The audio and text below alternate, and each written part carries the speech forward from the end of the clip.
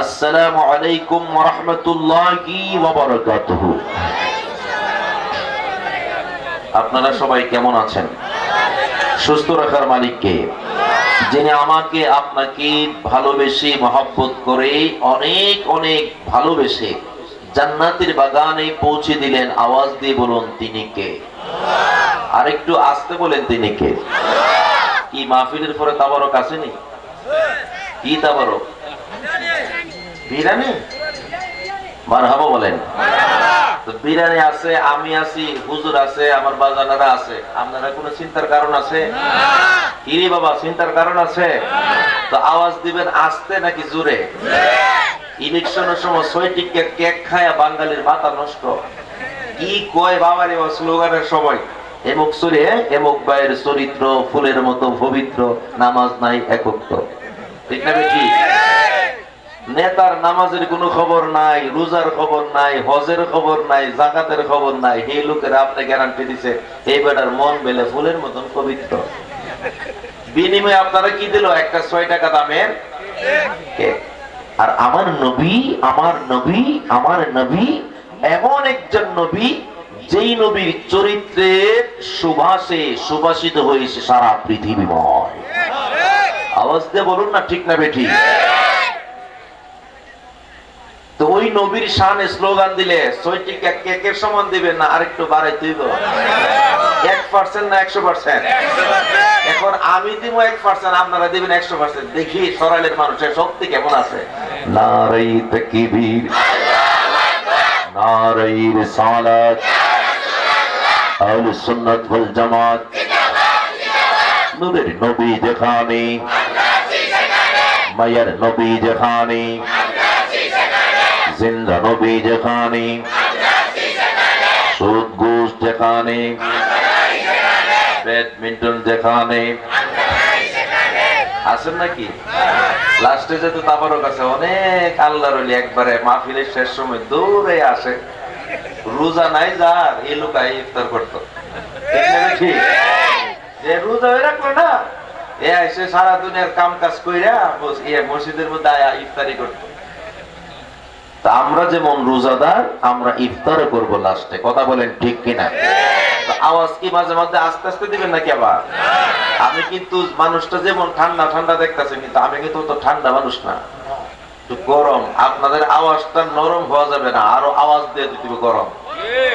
তাহলে চিৎকার মেরে আওয়াজ দিয়ে বলুন মারহাবা, বলুন নারে তাকবীর, নারে রিসালাত, আহলে সুন্নাত ওয়াল জামাত। উচ্চ স্বরে বলেন মারহাবা। আমি কিন্তু খুতবা পড়ার সুযোগ পাই না, খুতবা দর্শি মাইক গেছে নষ্ট হয়ে, যার কারণে আজকে খুতবা বিহীন আলোচনা। যাক, মাইকে বিদ্যুৎ বিভ্রাটের কারণে, কারণ আপনারা যে ভোল্টেজ অনুযায়ী মাইক কভারেজ করতে পারছেন। মাইক অনেক ভালো, মাইক খুবই ভালো মাইক। মারহাবা বলেন। আমার বন্ধুরা, বাবাজিরা, আপনাদের এলাকার মধ্যে আমি আসলাম। এই এলাকার মধ্যে আসার পরে অনেক যুবক ভাইয়েরা, অনেক যুবকেরা আমার সাথে দেখা করলেন। আমি আসার পরে বুঝতে পারলাম আই হ্যাভ ডিটারমাইন্ড, আমি দৃঢ় সংকল্প করে বলতে পারি এই এলাকাটা বলি আল্লাহর ভক্তদের এলাকা। আওয়াজ দেয়া বলুন ঠিক না বেঠিক? আমার সবচেয়ে বড় ভালো লাগে যে এলাকার মধ্যে আল্লাহর রাসূলের পাগল আছে, যে এলাকার মধ্যে আমার খাজা বাবার পাগলের দল আছে, যে এলাকার মধ্যে আমার নূরের নবীর আশিকের দল আছে, যেই জায়গার মধ্যে আমার আল্লাহর ওলির পাগলরা আছে, ওই জায়গায় আলোচনা করলে বোঝা যায় নবীর প্রেমের মহব্বতের ইশকের জ্বালা তাদের ভিতরে কত দাও দাও করে জ্বলে। আওয়াজ দিয়ে বলেন ঠিক কিনা? ওরে কিবা এলেম আছে আমার, কিবা জ্ঞান আছে নবী গো, কোনে ভাবে প্রশংসা করব জানা নাহি আছে। আওয়াজ দিয়া বলেন ঠিক কিনা? ওরে কি কিবা এলেম আছে আমার, কিবা জ্ঞান আছে নবী গো, কোন ভাবে প্রশংসা করব জানা নাহি আছে। তোমারি শানেরই কথা ঘোষণা কোরআনে, নবীজির দিদারের আশায় জল ঝরে নয়নে। জবানটা খুলে বলেন না ইয়া রাসূলুল্লাহ। ইয়া রাসূলুল্লাহ বললে শান্তি লাগে না অশান্তি লাগে? যদি আমার নবীরে ইয়া রাসূলুল্লাহ বলে শান্তি লাগে, তবে একটা কথা আজকে বিটগোরবাসী জেনে নেন, আমার নবীরে ইয়া রাসূলুল্লাহ বললে যদি আপনার শান্তি লাগে, বুঝতে হবে আপনার ভিতরে ঈমানের তেজ আছে। এই জন্য মনে রাখবা যুবক,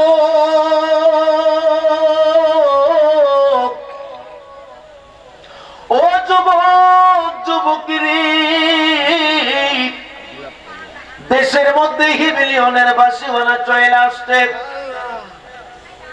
একটু কথাগুলা কঠিন ভাবে বলতেছি, মজা কইরা বলতেছি, একটু গভীর মনোযোগ দিয়ে শুনেন।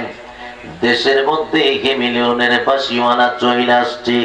আমার পূর্বের বক্তা সজল আহমদ রেজা এই কথাটা বলেছে, দেশের মধ্যে কি মিলিয়নের বাসিওয়ালা আসছে আপনার ঈমান ধ্বংস করার জন্য, রাসূলুল্লাহর শানে বিভিন্ন কটূক্তি করবে, আর আপনি স্টেজ প্যান্ডেলের মধ্যে বসে বসে শুনবেন। আপনি মনে রাখবেন, নবীর বিরুদ্ধের কথাগুলা বৈশা বৈশা প্যান্ডেলে শুনলেন আর এটা মানলেন, আপনি মিলিয়নের বাসিওয়ালার সাথে জয়েন হলেন। মিলিয়নের বাসিওয়ালা হাবাসিওয়ালা জাহান্নামে যাবে, আপনি তার সাথে সাথে দলভুক্ত হয়ে জাহান্নামে যাবেন। আওয়াজ দিয়া বলেন ঠিক কিনা?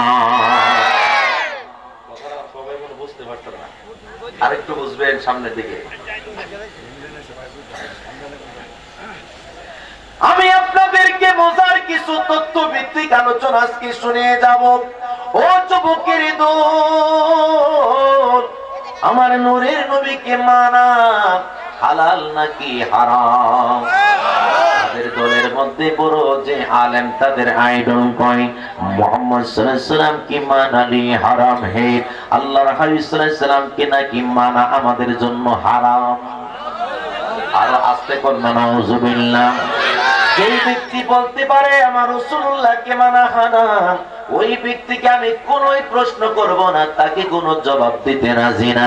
শুধু একটা প্রশ্ন করব, 6666 খানা আয়াতের কোন আয়াতের মধ্যে দেখাও, কোন একটা আয়াতের মধ্যে দেখাও, যে একটা আয়াত আমাকে দেখাও, সিম্পল অনলি ওয়ান আয়াত, অনলি ওয়ান আয়াতের মধ্যে দেখাও আমার নূরের নবী হায়াতুন নবী জিন্দা নবীজি আমাদের উপর আল্লাহ পাক নামাজ ফরজ করেছেন। আওয়াজ দিয়ে বলুন কয়েক তো মাশাআল্লাহ, জোরে বলেন কয় ওয়াক্ত নামাজ। নামাজ যখন ফরজ করলেন, বলেন কোন আয়াতের মধ্যে আল্লাহ বলছে নামাজ 5 ওয়াক্ত? আপনি একটা আয়াত দেখান যে আয়াতের মধ্যে নামাজ 5 ওয়াক্ত আছে, আরেকটা আয়াত দেখান যে আয়াতের মধ্যে নামাজে কিভাবে রুকু দিবেন, রুকুর কথা কোরআন শরীফে এইভাবে দিতে হবে আছে। আপনি সিজদা কিভাবে দিবেন, ওই সিজদার কথা এইভাবে কোরআনে আছে, কোন জায়গার মধ্যে পাবেন না। 82 জায়গার মধ্যে পাবেন আকিমুস সালাহ, আকিমুস সালাত, আকিমুস সালাত, নামাজ কায়েম করো, কায়েম করো, কায়েম করো। কিন্তু কেমনে নামাজ পড়বা সেইটা যদি জানতে হয়, আমার রাসূলুল্লাহ প্র্যাকটিক্যাল উম্মতদেরকে দেখিয়ে গেছে। আওয়াজ দিয়ে বলেন ঠিক কিনা? এখন যে ব্যক্তি বলল মুহাম্মদ সাল্লাল্লাহু আলাইহি ওয়াসাল্লাম কি মানালি হারাম হে, দেখেন কি কারবার বাবা, আল্লাহর হাবিব সাল্লাল্লাহু আলাইহি ওয়াসাল্লাম কে মানা আমাদের জন্য হারাম। ওই ব্যক্তিকে বলি, আপনি নামাজ পড়েন আমার নবীর তরিকা মতে, আবার কোন নবীকে মানা হারাম? বুঝতে হয় আপনি নিজের কথাই ঠিক নাই, নিজের কথাই যিনি মুনাফিক, ওই ব্যক্তি কেমন করে মানুষের আইডল হয়, এটা আমার বুঝে আসে না। ঠিক কিনা বলেন? করছেন, বলুন তো ওনার নাম কি? ডক্টর জাকির নায়েক। জাকির নায়েক, ডক্টর জাকির নায়েক। ওনাকে কি দেখতে হুজুরের মতন লাগে নাকি ইংলিশম্যান? পড়ছে টাই, পড়ছে লম্বা প্যান্ট, পড়ছে শার্ট। তো হুজুর হইতে গেলে মাথায় টুপি, পাগড়ি, জুব্বা দরকার আছে না নাই? তো এটা যেমন লেবাসেও মুসলমান না, এটা কামেও মুসলমান না, নামেও মুসলমান না। আওয়াজ দেয়া বলেন ঠিক কি নাম? আপনাকে আমি চ্যালেঞ্জ করে বলতেছি, আই হ্যাভ টিচার মায়ের, যদি কোন মায়ের বেটা সামনে থাকেন, আমার সামনে আসেন, 10 লক্ষ টাকার চ্যালেঞ্জ করলাম, 10 লক্ষ টাকার চ্যালেঞ্জ করলাম, টাকা না দিয়া গেলে কল্লা দেয়া যাব জমিনের মধ্যে, কিন্তু নবীর বিপক্ষে কোনোদিন যাইতে পারবো না, আল্লাহর হাবিবকে মানা যাবে না। এই কথা যদি কোরআন হাদিস দিয়ে কোন জায়গায় প্রমাণ দিতে পারো, 10 লক্ষ টাকা দেয়া যাব, না হলে জীবন দিয়ে যাব। আওয়াজ দিয়ে বলেন বিদ্যুরবাসী ঠিক কিনা? ইমান ঠিক করা আগে দরকার, তারপরে আমল। বাজার ঠিক না বেশি? এখন কিছু কিছু লোক আমার প্রতি বেজার হইতে পারেন, তাদের দলের লোক, কিছু করেন নাই বাবা, আই ডোন্ট কেয়ার। তাদেরকে গণার মতো টাইম ওয়েস্টেড নাই, ঠিক না বেঠে? শুধু ওয়েস্ট নয়, বিদ্যুরবাসী কেউ গণার মতো তাদের টাইম নাই। তাদেরকে গণনা চললে হইব নাকি? এই জন্য মনে রাখবেন, যে কোন নৌকার মধ্যে পাড়া দিলে একটার মধ্যে দিবেন, হয়তো এই দলে দিবেন, নাই তো এই দলে দিবেন। মনে রাখবেন, আহলে সুন্নাত ওয়াল জামাত সর্বদাই হকের উপর ছিল, ঠিক না ঠিক? কষ্ট হইতেছে নাকি? একটু মুহাম্মদের দুরূদ শরীফ পড়েন, আল্লাহুম্মা সাল্লি আলা, আরেকটু বলেন, সাইয়্যিদিনা মাওলানা মুহাম্মদ, রিভার্ব দেন একটু, ওয়া আলা আলি সাইয়্যিদিনা মাওলানা দয়া করো, নসিব করো মদিনা, নবী জানকে না দেখাইয়া কবরে দিও না। আল্লাহুম্মা সাল্লি, মাশাআল্লাহ, চমৎকার আসলে শুনতো। مولانا محمد وعلى آل سيدنا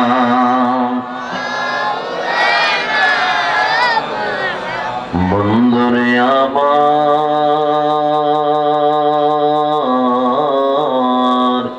ও আমার বিদ্যুর স্মরণের বন্ধুরা, ও আমার আব্বাজিরা রে, এমন একটি জান্নাতের বাগানের মধ্যে উপস্থিত হইলাম।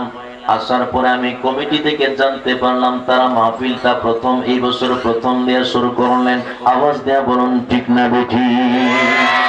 এই যুবকের দলেরা এই বছরটা প্রথম তারা জান্নাতের বাগান প্রথম শুরু করলো 2025 সালের প্রথম জানুয়ারি মাস দিয়া। আপনারা আওয়াজ দেয়া বলুন, যুবকের দলেরা এই কাজটা ভালো করেছে নাকি খারাপ করেছে? ইচ্ছা করলে যুবকের দলেরা এই জায়গার মধ্যে একটা গানের মঞ্চ সাজাইতে পারতো কি পারতো না? মাশাআল্লাহ, আর একটু জোরে বলেন। কিন্তু যুবকের দলেরা চিন্তা করছে, হুজুর না মাহফিল করব, বিশাল বড় আলিশান ঐতিহাসিক মাহফিল তারা সাজাইলো। আমি মনে করি যে যুবকের দলেরা আজকে জান্নাতের বাগান সাজাইলো, আজকে জান্নাতের বাগান যে যুবকের দলেরা সাজাইলো, যে মা বাবার সন্তানেরা আজকে জান্নাতের বাগান সাজাইলো, আমি মনে করি যুবকের দলদের, এই যুবকদের, এই মা বাবার সন্তানদের ভাগ্য অনেক সুপ্রসন্ন। মনে মনে কই কেন সুপ্রসন্ন? একটাই শুধু কারণ তারা কাল হাসরের ময়দানে আমার রাসূলুল্লাহ তাকে দরে দরে শাফায়াত কইরা জান্নাতে নিয়ে যেতে পারে কি পারে না?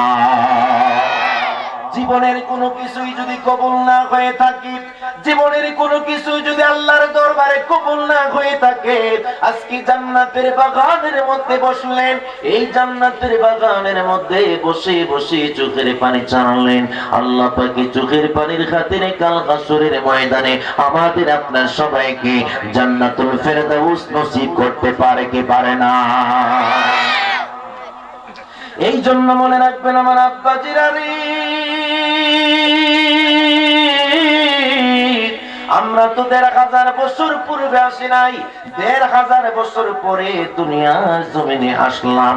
একটা জবান বন্ধ রাখবেন না, জবানটা কোন আওয়াজ দিয়া বলেন মারহাবা।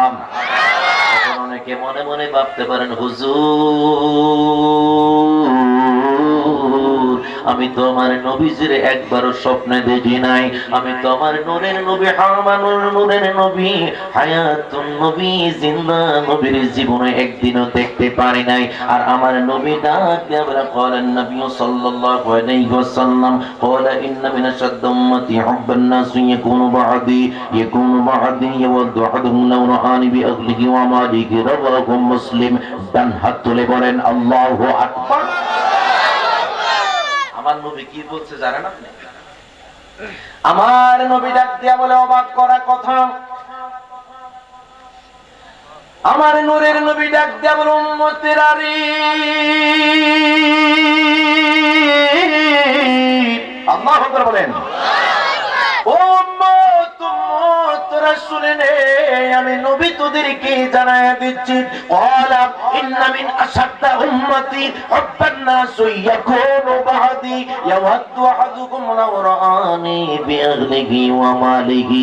আমার নবী বলে ১,৫০০ বছর পরে এমন কিছু আশিক বের হয়ে যাবে, ১,৫০০ বছর পরে এমন কিছু পূর্ব বাংলা থেকে, পূর্ব দেশ থেকে বাংলাদেশ এবং ইন্ডিয়া, এই দেশগুলা কোনো আমরা কোনো মদিনা শরীফ মক্কা শরীফ থেকে পূর্বের দেশ।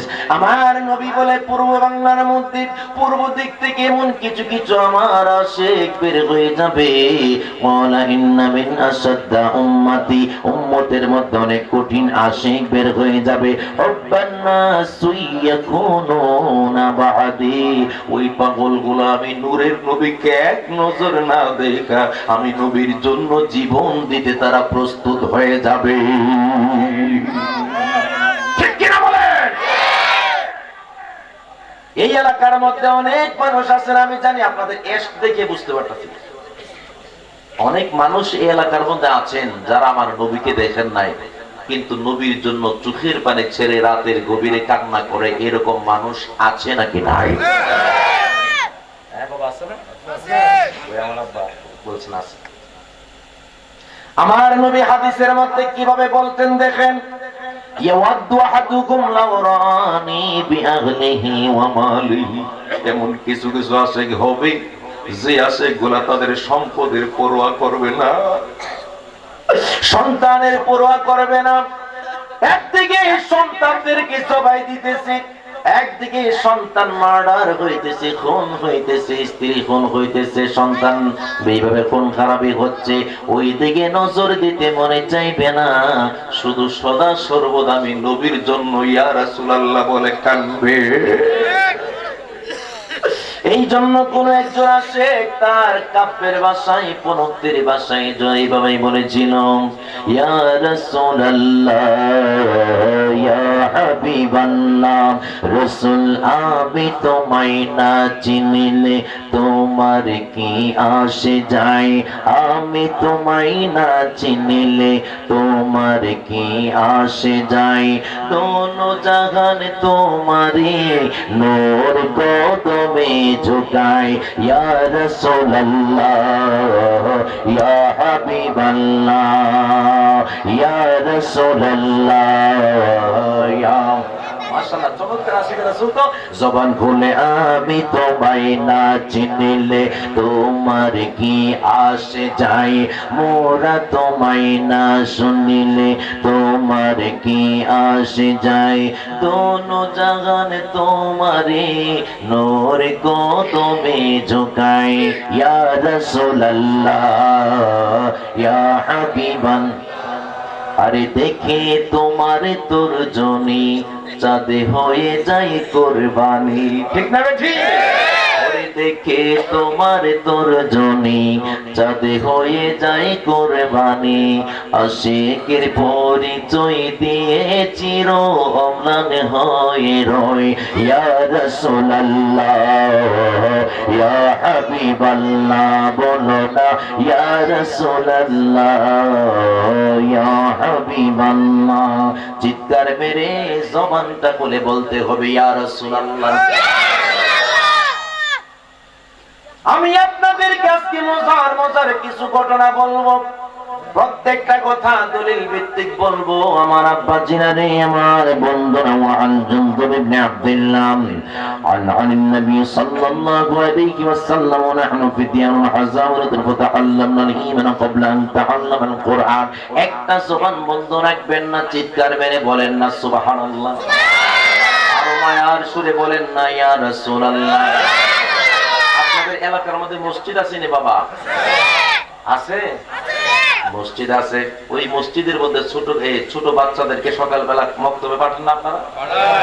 আমার নবীজির সাহাবী জুনদুব ইবনে আব্দুল্লাহ বলেন, আমার নবীজির আমলেও মক্তবের মধ্যে যখন ছোট ছোট সাহাবীদের বাচ্চারা যাইতো, আমার নবীজি ডাক দিয়ে বলতেছে ওয়া নাহনু ফিতিয়ানুন হাযাওরাতুন ফাতাআল্লামনাল ঈমান ক্বাবলা আন তাআল্লামাল কুরআন। সুবহানাল্লাহ। ওই মক্তবে যাওয়ার সময় সাহাবীদের ছোট্ট বাচ্চাদেরকে আগে কোরআন শিক্ষার আগে নবীর প্রেমের শিক্ষা সবক দেওয়া হতো। কিসের শিক্ষা? নবীর প্রেম। কারণ নবীর প্রেমের নামই হচ্ছে ঈমান। মারহাবা বলেন না। এখন আপনি যদি মনে করেন ডুলা চিনি, আপনার দিতে কি বলে? ডুলা। ওই ডুলা আপনি মনে করেন এক কাইটা দিয়ে রাত্রেবেলা মাছ মারতেন গেছেন, মাছ একবারে বড় বড় মাছ ডোলার মধ্যে তুইছেন, কিন্তু মাগার নিচে দেওয়ার তলা নাই। আপনি যত বড় বড় মাছ ধরছেন না কেন, বাড়ির মধ্যে কতটা মাছ আইব? একটাও না। কেউ আপনার দিকেছেন একটাও না। আমার নবী বলে ডোলার তলা হইলাম আমি রহমাতুল লিল আলামিন। মারহাবা বলেন। যারা নবী মানে না রে, ওই ব্যক্তিগুলার ডোলার তলা নাই। যত দামি দামি ইবাদত বন্দেগী ডোলার মধ্যে তো না কেন, কোন ইবাদত বন্দেগী কাল হাসরের ময়দানে কোনো কাজে লাগবে না। আওয়াজ দিয়া বলেন ঠিক না বেঠি? চলছে ধর্ম নিয়া পারাবারি গো,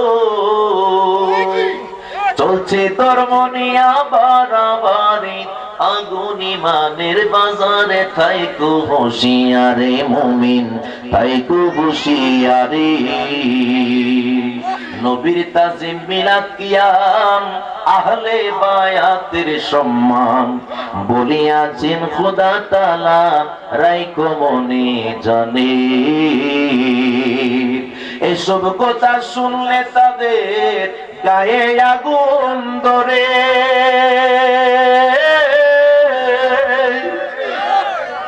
যুক্তি তর্কে সরল মনার লোকের ঈমান চুরি করে থাইকো হুঁশিয়ারে মুমিন, থাইকো হুঁশিয়ারে। আওয়াজ দিয়া বলেন ঠিক না বেঠি? ঈমান সবচেয়ে বড় দামি সম্পদ বাবা। আজকে এক মাস ধরে শুধু ঈমানের ব্যাপারে আমি কথা বলতেছি। আগে কেন জানেন? কারণ ঈমান ধ্বংস করার জন্য কঠিন ভাবে চক্রান্ত চলতেছে। ঠিক না বেঠি? আপনি দুনিয়া ঘরের মধ্যে বসে রয়েছেন, আপনার ঈমান চুরি করা চুর কাটা কবে হইলে যেতেছে চেষ্টা করতেছে, কঠিন ভাবে চেষ্টা চালাচ্ছে। ঈমান যদি ঠিক না থাকে কোন ইবাদত বندگির দাম নাই নাই নাই। আওয়াজ দিয়ে বলুন ঠিক না বেঠি? আপনি নামাজের কোনো দাম নাই, রোজার কোনো দাম নাই, হজের দাম নাই, যাকাতের দাম নাই, কোনো ইবাদত বندگির দাম নাই। ঈমান হচ্ছে দামি সম্পদ। মারহাবা বলেন না। আমি একটা হাদিস আপনাদের কাছে শোনাবো, চমৎকার একটা হাদিস। আমার নবী পাক সাল্লাল্লাহু আলাইহি ওয়াসাল্লাম, এই হাদিসটা আজকে বলবো আমি নিজেও জানি না। মারহাবা বলেন। আরো জবান খুলে বলতে হবে মারহাবা। আমার নবী পাক সাল্লাল্লাহু আলাইহি ওয়াসাল্লাম এক ব্যক্তি সম্পর্কে বলেন হাযা মিন আহলিন নার, এই যে ব্যক্তিটা সে জাহান্নামী। এই ব্যক্তিটা কি? কথা বলেন না কেন? এই ব্যক্তিটা কি? আমার নবীজি বুখারীর হাদিসের মধ্যে বললেন হাযা মিন আহলিন নার, এই ব্যক্তিরা জাহান্নামী। সাহাবীদের মধ্যে চিন্তার মধ্যে পড়ে গেল সাহাবীরা, ওই যেই ব্যক্তিটাকে নবীজি জাহান্নামে বললেন, ওই ব্যক্তি 5 ওয়াক্ত নামাজের কোন ওয়াক্ত সে জামাত ছাড়ে না, তাকবীরে উলা দিয়া 5 ওয়াক্ত নামাজ পড়ে। কয় ওয়াক্ত? মাশাআল্লাহ, হুজুরে বলেন কয় ওয়াক্ত? তাকবীরে উলা দিয়া 5 ওয়াক্ত নামাজ পড়তেছে ব্যক্তিটা। এক ওয়াক্ত নামাজ তার কাজা নাই, হজ করতেছে হজের মাসে, যাকাত দিতেছে। যুদ্ধের সময় শুরু হয়ে গেল, ব্যক্তিরা যুদ্ধের ময়দানে রাঙ্গা তলোয়ার নিয়ে গেলেন।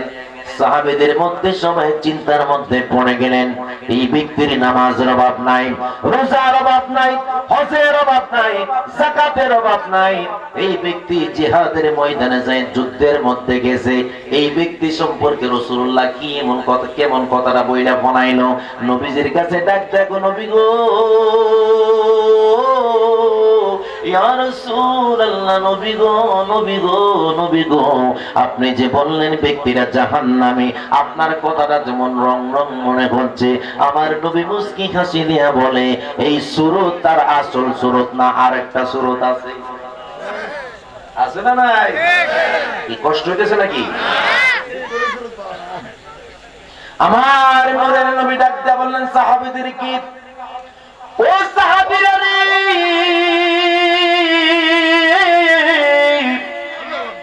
এই ব্যক্তির নামাজের অভাব নাই দেখতেছো, রোজার অভাব নাই, যাকাতের অভাব নাই, দান সদকার অভাব নাই। যুদ্ধের ময়দানে যুদ্ধ করতে গেল, যুদ্ধ শেষ পর্যন্ত তাকে দেখো কি কারবারটা হয়। এবার সাহাবায়ে কেরাম কয়েকজন তার পিছনে প্রখর দৃষ্টি দিয়ে তার দিকে তাকায় রইলেন। যুদ্ধের ময়দানে যুদ্ধ শুরু হয়ে গেল। যুদ্ধের এক পর্যায়ে সে বিভিন্ন কাফেরদেরকে মারতে লাগলো। ঠিক আছে, তার যুদ্ধ ঠিক আছে, কিন্তু হঠাৎ করে একজন কাফের তার রাঙ্গা তলোয়ার দিয়া এই ব্যক্তিটাকে যখন দুইটা ভাগ করতে লাগলো, তার হাতটা ফেলে দিল, একটা হাত ফেলে দিল, সারা শরীরের মধ্যে কোপাইতে লাগলো। এমন একটা পর্যায়ে চলে এসেছি, এই ব্যক্তির জানটা যাইতেছে না। জান যখন যায় না, প্রচন্ড পরিমাণ কষ্ট হইতেছে। আওয়াজ দিয়ে জবান খুলে বলেন আল্লাহু আকবার। এতটুকু পর্যন্ত বুঝছেন তো নাকি? তার প্রচন্ড পরিমাণ কষ্ট হইতেছে। হঠাৎ করে সে কি করলো, তার রাঙ্গা তলোয়ারটা এইভাবে ধরে রাখছে। এটা অগ্রভাগটা হলো সামনের দিকে, অগ্রভাগটা সামনের দিকে এইভাবে হাতলের মধ্যে ধরে রাখছে।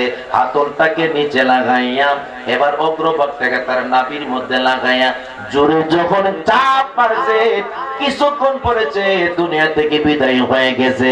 নবীজির কাছে সাহাবায়ে কেরাম যায় বলতে লাগলো, ইয়া রাসূলুল্লাহ, নবী গো, নবী গো, নবী গো, আপনি যে বলেছিলেন হাযা মিন আহলিন নার, এই ব্যক্তিরা জাহান্নামী। নবী গো, এই ব্যক্তিরা আত্মহত্যা করে জাহান্নামের কুকুর হয়ে গেছে। আমার নূরের নবী ডাক দিয়া বলতেছি, ও সাহাবীরা, তোমরা অনেকে সমালোচনা করতেছিলে, আমি নূরের নবী না জানি কি বলেছি। আমি নবী যেটাই বলি সেটাই সত্য কথাই বলি। ঠিক কিনা বলে? আমার নবীজিকে সাহাবায়ে কেরাম জিজ্ঞাসা করলো, ইয়া রাসূলুল্লাহ, নবী গো, এই ব্যক্তি আত্মহত্যার মানে কি? আমার নূরের নবী সাল্লাল্লাহু আলাইহি ওয়াসাল্লাম সবচেয়ে সুন্দর মর্ম কথাগুলো বলতেছে। দেখ দেখ কই সাহাবীরা রে, ও সাহাবীর দলেরা, তাহলে কান খাড়া করে শোনো। এই ব্যক্তির সমস্ত ইবাদত ঠিক আছে, কিন্তু সে আমি নবীর প্রতি মহব্বতের বেলায় সে কার্পণ্যতা করত। আমি রাসূলুল্লাহকে সে ভালোবাসতো না, আমি নবীর সাথে সে মুনাফিকি করত। এই জন্য শত আমল থাকার পরেও তাকে জান্নাতে নিতে পারে নাই। তার শেষ ফলনটা আত্মহত্যা দিয়ে হয়েছে। এই জন্য সে জাহান্নামে হয়েছে। একটাই মাত্র কারণ, আমি রাসূলুল্লাহর সাথে দুশমনি করেছে। আওয়াজ দিয়ে বলুন ঠিক না বেঠিক? কষ্ট হইতেছে? তাইলে উঠা বসা করেন না। এই বাবা, হ্যালো, কই যান? উড়ুন যেত না। আরে বাবা রে, এখন নাইস গান শুরু করে দিলে একজন উঠলে আমার খারাপ লাগে। কারণ আমি যে আলোচনা করি, ডকুমেন্টারি আলোচনা করি, প্রত্যেকটা কথা ডকুমেন্টস দিয়ে আলোচনা করি। আজকে এখানে আলোচনা, গতকাল আমরা আগামীকাল যাব আমি এবং মুফতি আলাউদ্দিন জিহাদি সাহেব, আমরা দুইজন একসাথে হাদিস কমপ্লিট করছি এবং আমরা দুইজন আগামীকাল হচ্ছে আপনার সিলেট মাজার শরীফ থেকে প্রায় 1 ঘন্টার রাস্তা গোলাপগঞ্জ রামকৃষ্ণপুর দাখিল মাদ্রাসায়, ওইখানের প্রিন্সিপাল সাহেব আল্লামা মুফতি আবুল কাশেম সিদ্দিকী, উনি আমার বন্ধু মানুষ, উনি দাওয়াত করছে। তো জিহাদি সাহেব বাদে মাগরিব আলোচনা করবেন, আমাকে ওনারা 9টার দিকে বয়ার টাইম দিছে। তো আমি ওইখানে কালকে যেতে হবে। আমি এখানে আসছি, প্রচন্ড কষ্ট হয়েছে দাওয়াতটা রাখতে। সজল আহমদ রেজা অনেক ভালো মানুষ, সে অনেক যোগাযোগ করে মাহফিলটা অনেক কষ্ট করে দিছে। একজন যে উঠছেন, একজন আর একজন চিন্তা করে কি আরে বাবা যাইতে কি করি, শয়তান কি আজারে বইছে কথা কয় না কেন? আমি আজারে থাকতে পারি, শয়তান কিন্তু চিন্তা করতেছে কোন সময় যেন সাবিরা দেওয়ান জায়গারে একটারে দিতালে লোকেরটা মন দুর্বল দেখবো। আবার এই প্রেমিকা কোন সময় যেন মিস কল মারছে, কখন পর্যন্ত কথা কইতে পারছি না। এখন আবার একজন গেছে, আরো 6 জন আইছে। মারহাবা বলেন, নারে তাকবীর, মাশাআল্লাহ, আওয়াজ দিলে আগের মতন আছে। মারহাবা বলেন, আর জবান খুলে বলেন মারহাবা। তো খুশি না বেজার? কারা কারা খুশি না? মাশাআল্লাহ, হাত তুললে খুশি না? আল্লাহ যদি কবুল করে সবাই বলুন আমিন। আমি সবচেয়ে বড় খুশি হয়েছি আমার এই পাগলা নাকি আমার খাজা গরিবী নওয়াজের আসে। মারহাবা বলেন। আমি নিজেও খাজা গরিবী নওয়াজের একজন চরম পর্যায়ের ভক্ত। আমার মুর্শিদও ছিলেন খাজা গরিবী নওয়াজের ভক্ত। অনেকে খাজার সম্পর্কে কুমন্তব্য করে, খাজা নাকি তার মাজারে গাঁজা খায়। এর ঈমান আছে না গেছে? এরা আন্তর্জাতিক টাটকা শয়তান, ঠিক না বেঠে? আমার খাজা এমন একজন খাজা, ইচ্ছা করে তিনি ভারত উপমহাদেশে আসেন নাই, যিনি আল্লাহর হাবিব সরকারে মদিনা, যাকে নিজে ঘোষণা দিয়ে যেন তাকে ভারতবর্ষে পাঠিয়েছেন, তিনি হলেন খাজা আজমিরি সন্দারি।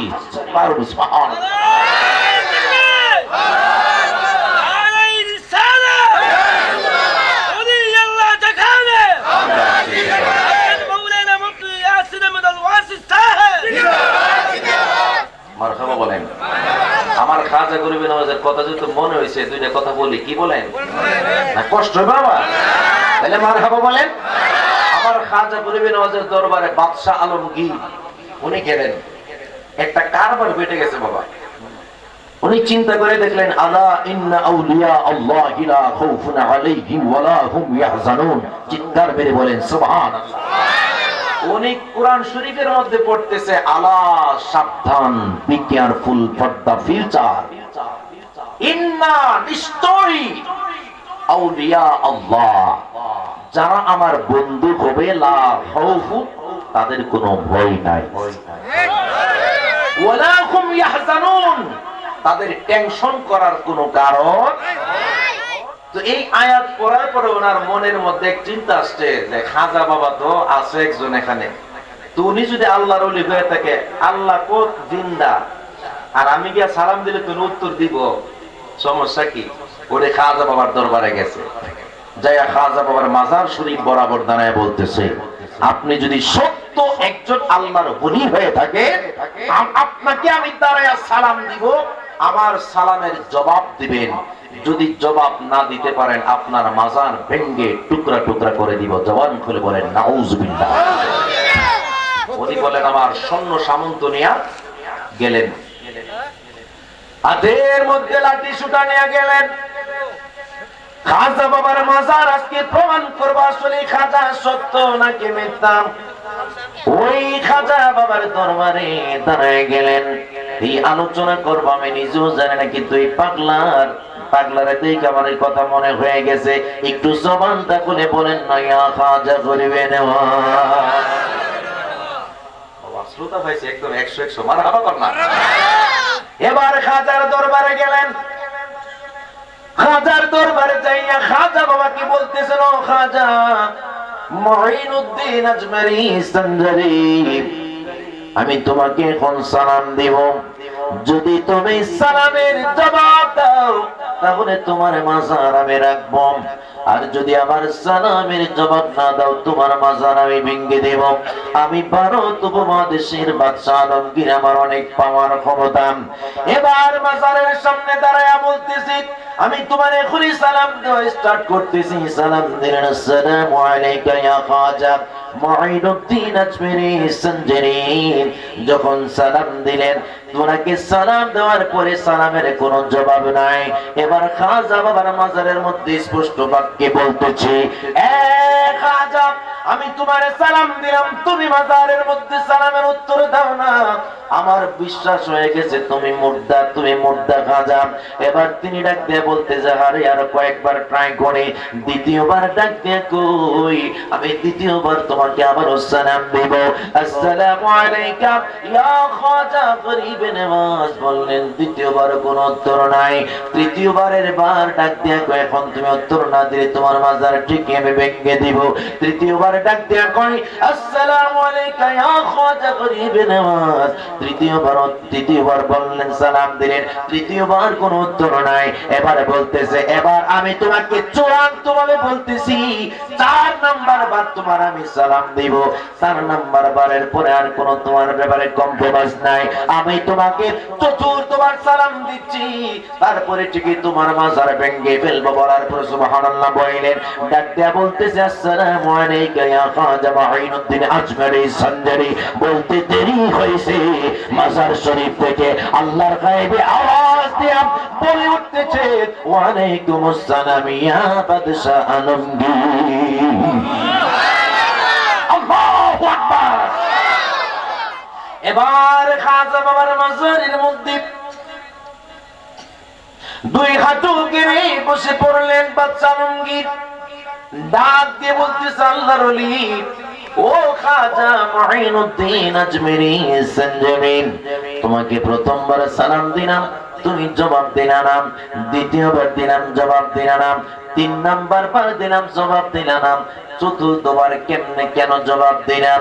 এবার খাজা গরিবে নওয়াজে মাজার থেকে স্পষ্ট বাক্য গায়েবী আওয়াজ আসতেছে, তুমি যখন আমাকে প্রথমবার সালাম দিয়েছিলে রে, প্রথমবার সালাম দেওয়ার সময় আমি ইন্না আফওয়ালা বাইতিন উদিআ লিন-নাসি লাল্লাযী বিবাক্কাতাম মুবারাকাও ওয়া হুদাল লিল আলামিন, আমি আল্লাহর খানায়ে কাবা জিয়ারতে গিয়েছিলাম।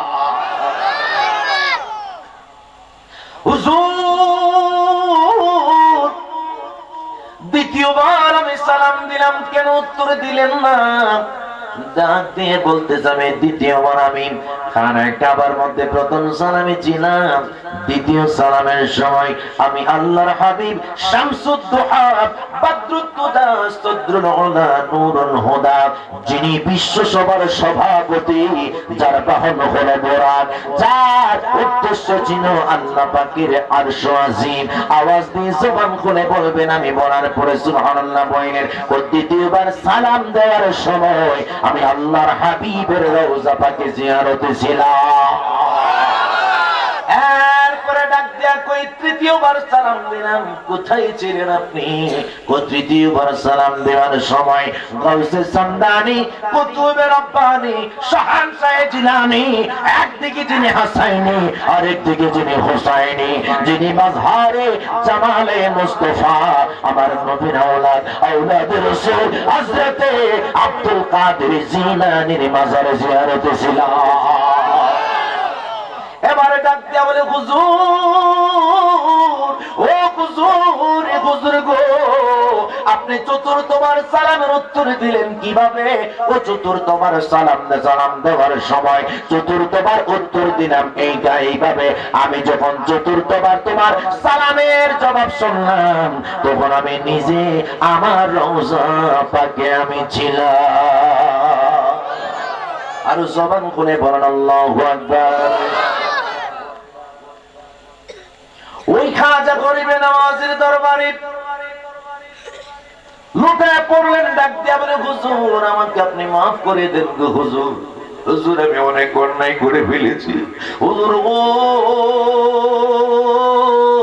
ও হুজুর আমি অনেক অন্যায় করে ফেলেছি গো হুজুর, হুজুর আপনি আমারে মাফ করে দেন। আল্লাহর ওলির দরবারে গেলে লাভ নাকি লস? আরো আসতে বলেন, লাভ না লস? আমার পাগলা কি যেন নাম, জনাব আতাউল্লাহ মিয়া কই হুজুর ওলিয়া উলিয়ার এলাকা এটা। মারহাবা বলেন। ওলিয়া উলিয়ার এলাকা, ওলিয়া উলিয়ার এলাকার মধ্যে ওলির প্রেমিক আছে নাকি নাই? কারা কারা আছে না হাত তুলে দেখাই তো। নারাই তাকবীর, নারাই রিসালাত, আহলে সুন্নাত ওয়াল জামাত, নূরের নবী যেখানে, মায়ের নবী যেখানে, জিন্দা নবী যেখানে, উচ্চ আওয়াজে বলেন মারহাবা। এই কথা কিন্তু আমার আজকের বিষয়বস্তুর মধ্যে নাই, কিন্তু এই পাগলার দিকে আমার মনে হয়ে গেছে। মারহাবা বলেন না? আল্লাহর ওলির কথা বললে কি কোনো খারাপ লাগে? আরে মিয়া, আমার আল্লাহর হাবিব সাল্লাল্লাহু আলাইহি ওয়াসাল্লামের যে যিকরুল আম্বিয়া মিনাল ইবাদাত, নবীগণের আলোচনা করা হচ্ছে ইবাদত, ওয়া যিকরুস সালিহিনা কাফারা। আল্লাহর ওলিদের আলোচনা করলে গুনাহের কাফারা হয়। আর জোরে বলতে হবে বাবা সুবহানাল্লাহ। তো পাটনা গাছের মধ্যে যে গাছের পাতাগুলো অনেক পাইকে গেছে, ওইটার মধ্যে যুক্তি দিলে পাতা নিচে পড়েনি। আল্লাহর ওলিদের আলোচনা করলে এইভাবে তার গুনাহগুলো ঝরে যায়। সুবহানাল্লাহ বলেন না? মারহাবা বলেন। পাগল কিছু আছে, ও মাশাআল্লাহ মাশাআল্লাহ বলেন।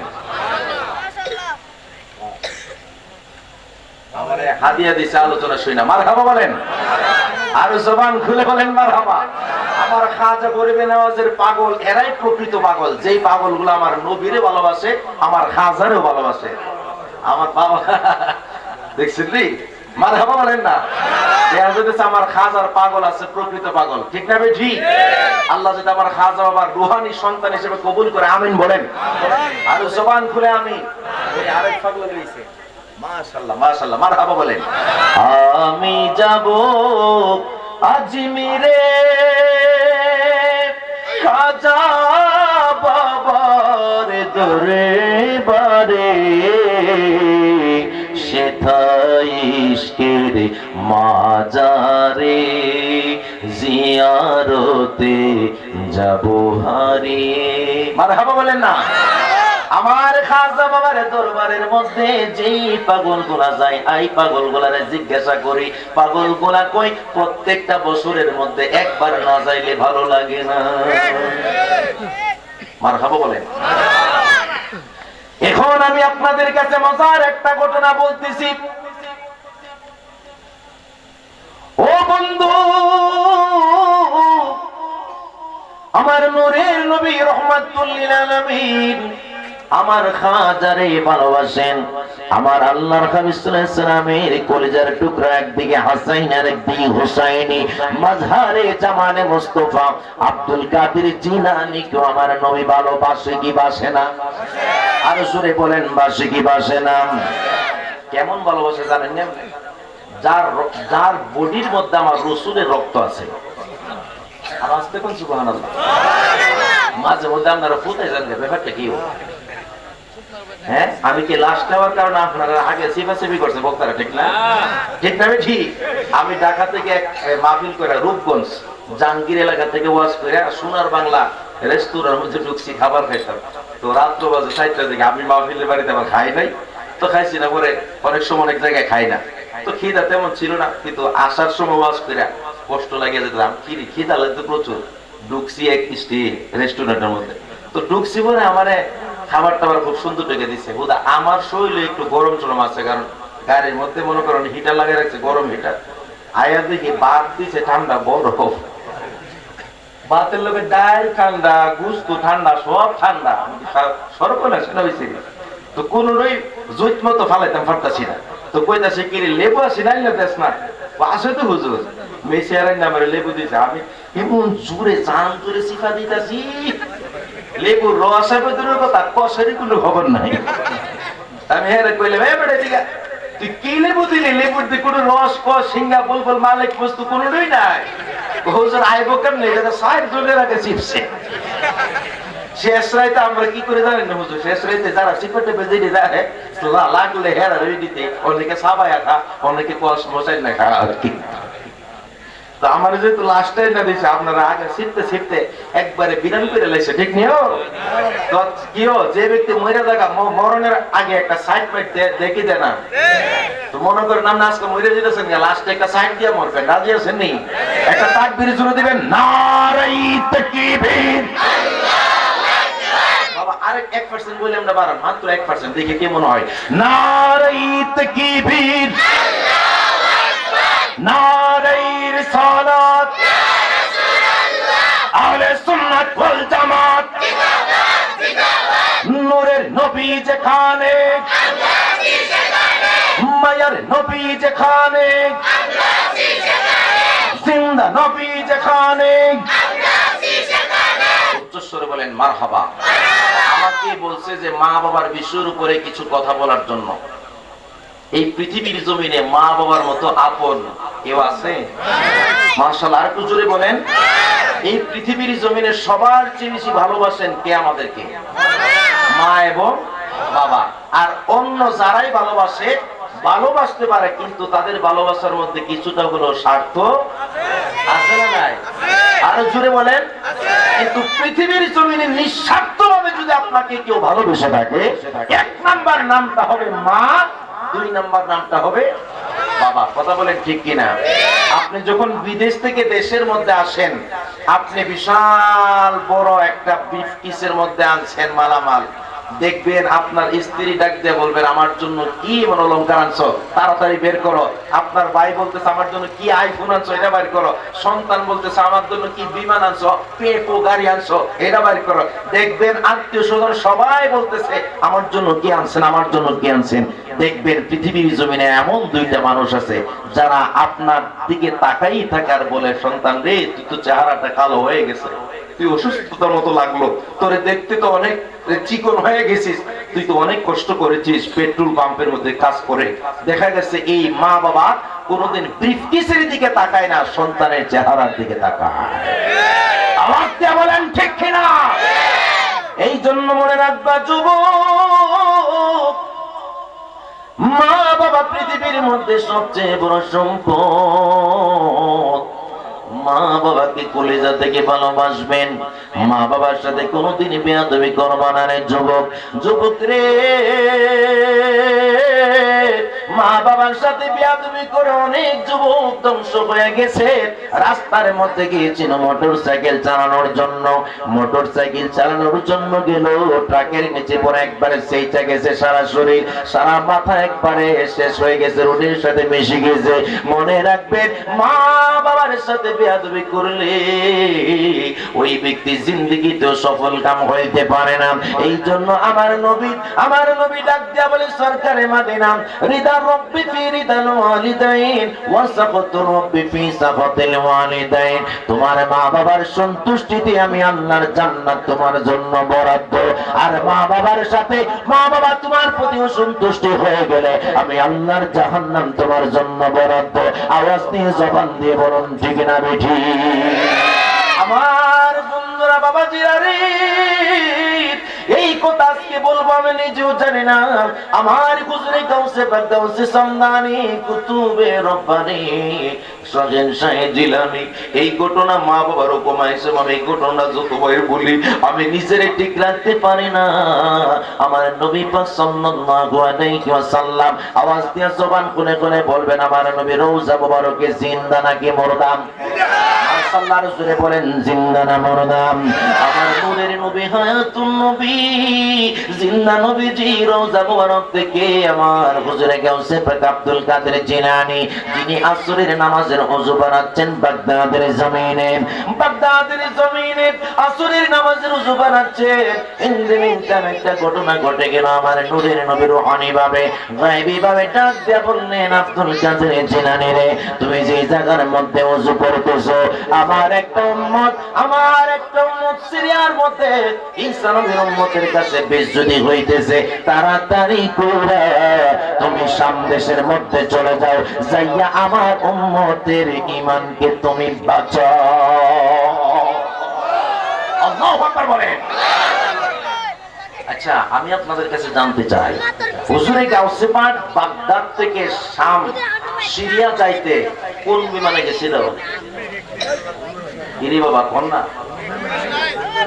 ওই সময় বিমান ছিল নি, ওই সময় কোন গাড়ি ছিল নি, এক্স করোলা গাড়ি, কোন দামি দামি গাড়ি, প্রিমিয় গাড়ি, এলিয়ন গাড়ি, কোন বাস, কোন ট্রাক্টর, আচ্ছা রেলগাড়ি, কোন গাড়ি ছিল না। ওই সময় হুজুরে গাউসে পাককে আমার নবীজি হুকুম করলেন, মনে রাখবেন আমার রাসূলুল্লাহ যা হুকুম করে তা পালন করা ফরজ হয়ে যায়। আমার নবীজি সাল্লাল্লাহু আলাইহি সাল্লাম সম্পর্কে আমার আল্লাহ পাক কালামে হাকিমের মধ্যে ওয়াজ করতেছি, ইয়া আইয়ুহাল্লাযীনা আমানু আমানুস্তাজিবু লিল্লাহি ওয়া লির-রাসূলি ইযা দাআকুম লিমা ইউহয়িকুম। আমার হাবিব যা অর্ডার করে, আমি আল্লাহ যা অর্ডার করি, এটা শুধু ফরজ না রে, এটা ফরজের উপর আরো বড় ফরজ। ঠিক না বেঠে? দেখেন কি কারবারটা হইতাছে।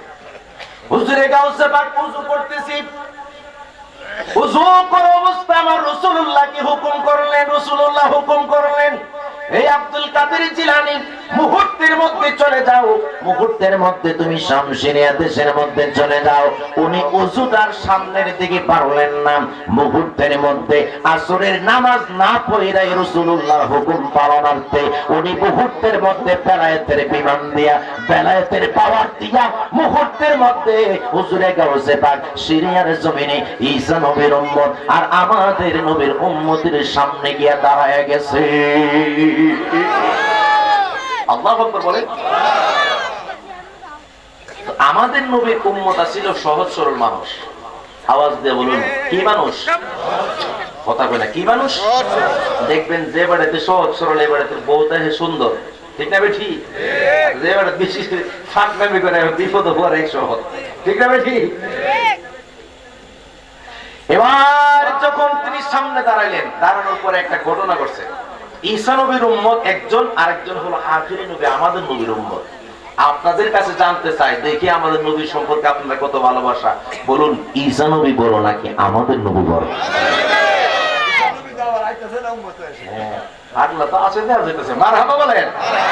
আওয়াজ দেয়া বলুন ঈসা নবীর ক্ষমতা বেশি নাকি আমাদের নবীর ক্ষমতা বেশি? দেখেন কি কারবারটা হইতেছে, মজার এক কাহিনী তুলে বসে আছে।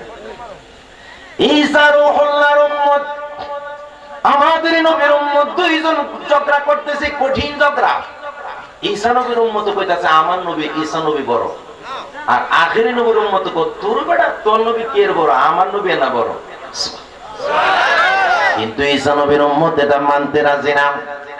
ডাক দিয়া বলতেছে বেটা খামোশ হয়ে যা, তোরে মাইরা ফেলাম। আমার ঈসা নবী বড়, আমার ঈসা নবী মরা মানুষের জিন্দা বানাইছে। আসলে সত্য কথা, সত্য। ঈসা নবী মরা মানুষকে জিন্দা বানিয়েছেন, এই কথাটা সত্য না মিথ্যা? কথা কইরা সত্য না মিথ্যা? মাশাআল্লাহ। ঈসা নবীর উম্মত ডাক দিয়া বলেন আপনি কে? আপনাকে চিনতেছি না। আমাদের নবীর উম্মতে ডাক দিয়া কই হুজুর গো আপনাকে চিনি না, আপনাকে দেখার পরে আপনার চেহারার দিকে তাকাইলাম, কিন্তু আমার মনে হইতেছে আপনার দেহের মধ্যে, আপনার জিসিমের মধ্যে, আপনার বডির মধ্যে আখিরি নবীর গ্রান মোবারক পাওয়া যাচ্ছে। আমার নবীর গ্রান পাওয়া যাইতেছে আপনার শরীরের মধ্যে। হুজুর আপনি কে? বলতেছে আমার পরিচয় এখন বলবো না, বলো তোমাদের মধ্যে কি হয়েছে? হে বলো ঈসা নবীর উম্মত। হ্যাঁ কই আর ঈসা নবী নাকি বড়? আমি কই আমার আখিরি নবী বড়। ঈসা নবীর উম্মত কে হুজুরে গাউসে পাক বললেন এ আল্লাহর বান্দা তুমি বলো তোমার ঈসা নবী কি কি পারে? আমার ঈসা নবী মরা মানুষকে জিন্দা বানাইতে পারে। আর কি কি পারেন? সাদা তবুল রোগী যে ওই ব্যক্তির শরীরের মধ্যে মুসা দেওয়া মাত্র রোগীটা বলা হয়ে যায়। ও আর কি কি পারেন? আমার ঈসা নবী আর কি পারে জানেননি গো? আমার ঈসা নবী যারা চক্ষু নাই, হাত দিয়া মুসা দেওয়া মাত্র ভালো হয়ে যায়। আসলে কথাগুলো সত্য। আর আমাদের নবীর উম্মত ছিল সরল সোজা, এবারে বেশি কিছু জানে না। আমাদের নবীর উম্মতকে হুজুরে গাউসে পাক ডাক দিয়া কয় ও আল্লাহর বান্দা রে, ও আল্লাহর বান্দা এবার তুমি বলো তোমার আখিরি নবী কি কি পারেন? হুজুর আমি বেশি কিছু জানি না, আমাদের নবীর উম্মত এই কথা জানে না, আমার নবীজি মরা মানুষকে জিন্দা বানাইছে। আমার নবীজি জাবেরের দুই সন্তানের ওয়াজ শুনছেন না? জাবেরের দুই সন্তানকে আমার নবীজি খাবার খাওয়ার জন্য গেছিল, জাবেরের দুই সন্তানকে ইশারা করা মাত্র উঠে গেছে। সুবহানাল্লাহ।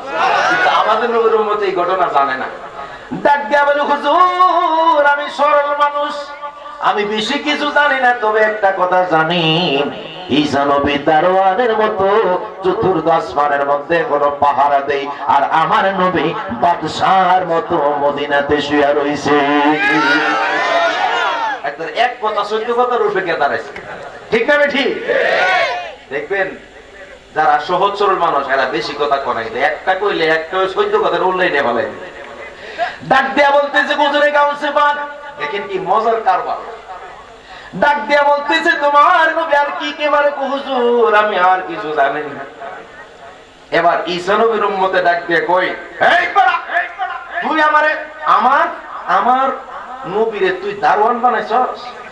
যে জায়গার মধ্যে আমি মানতেই রাজি না তোর নবী বড়, আমি বলি আমার ঈসা নবী বড়, আর তুই কোস আমার নবী নাকি দারওয়ান। একবারে তোরে মাইরা ভালাম, একবারে রেডি হইতেছে মারার জন্য। হুজুরে গাউসে পাক বলতেছে বেটা হামুস দাঁড়াও।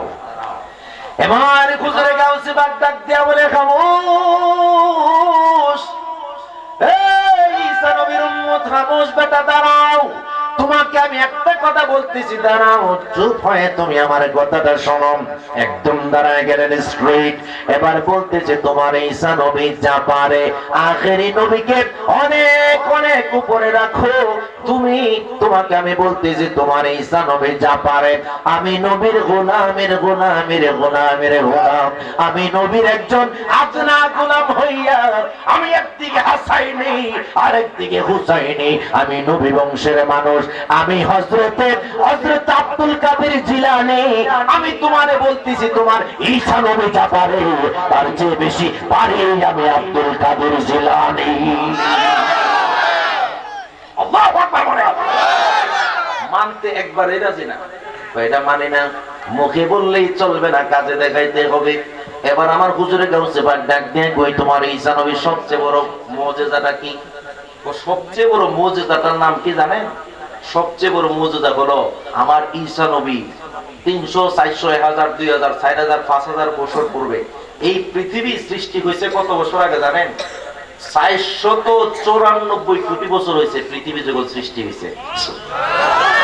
আমার ঈসা নবী হাজার হাজার বছর পূর্বের মানুষকেও কবরের মধ্যে দাঁড়াইয়া একটা শব্দ বইলা, ওয়ার্ড বইলা, দোয়া বইলা ইশারা করত, মুহূর্তের মধ্যে আমার ঈসা নবী মরা মানুষকে জিন্দা বানাই ফেলত। আরো আস্তে কোন সুবহানাল্লাহ। তা আমার হুজুরে গাউসে পাক বললেন, আচ্ছা তোমার ঈসা নবী কোন দোয়া ফেরা উঠাইতো? ও কাম হইছে, সামনের দোয়াটা কইতাম আর হেটা ফইরা উঠাইতে, আমি এই দোয়া বলতে পারবো না। এবার আমার হুজুরে গাউসে পাক ডাক দেয়া বলে বেটা খামোশ, কি বলতেছো কার সামনে? তুমি বলতেছো তুমি পারবা না, আরে তোমার বলতে হবে না, তোমার ঈসা নবী একটা দোয়া পয়রা ওঠাইতো, সেই দোয়াটা আমি গাউসে পাক বলতেছি। তোমার ঈসা নবী কুম্বি ইজনিল্লাহ বলতো, আল্লাহর হুকুমে কবর থেকে দাঁড়ায়া যা। সুবহানাল্লাহ। আল্লাহর হুকুমে কবর থেকে দাঁড়ায়া দাও। 200 300 400 1000 2000 4000 5000 বছরের পূর্বের মানুষ কবর থেকে বলা মাত্র দাঁড়ায়া যাইতো।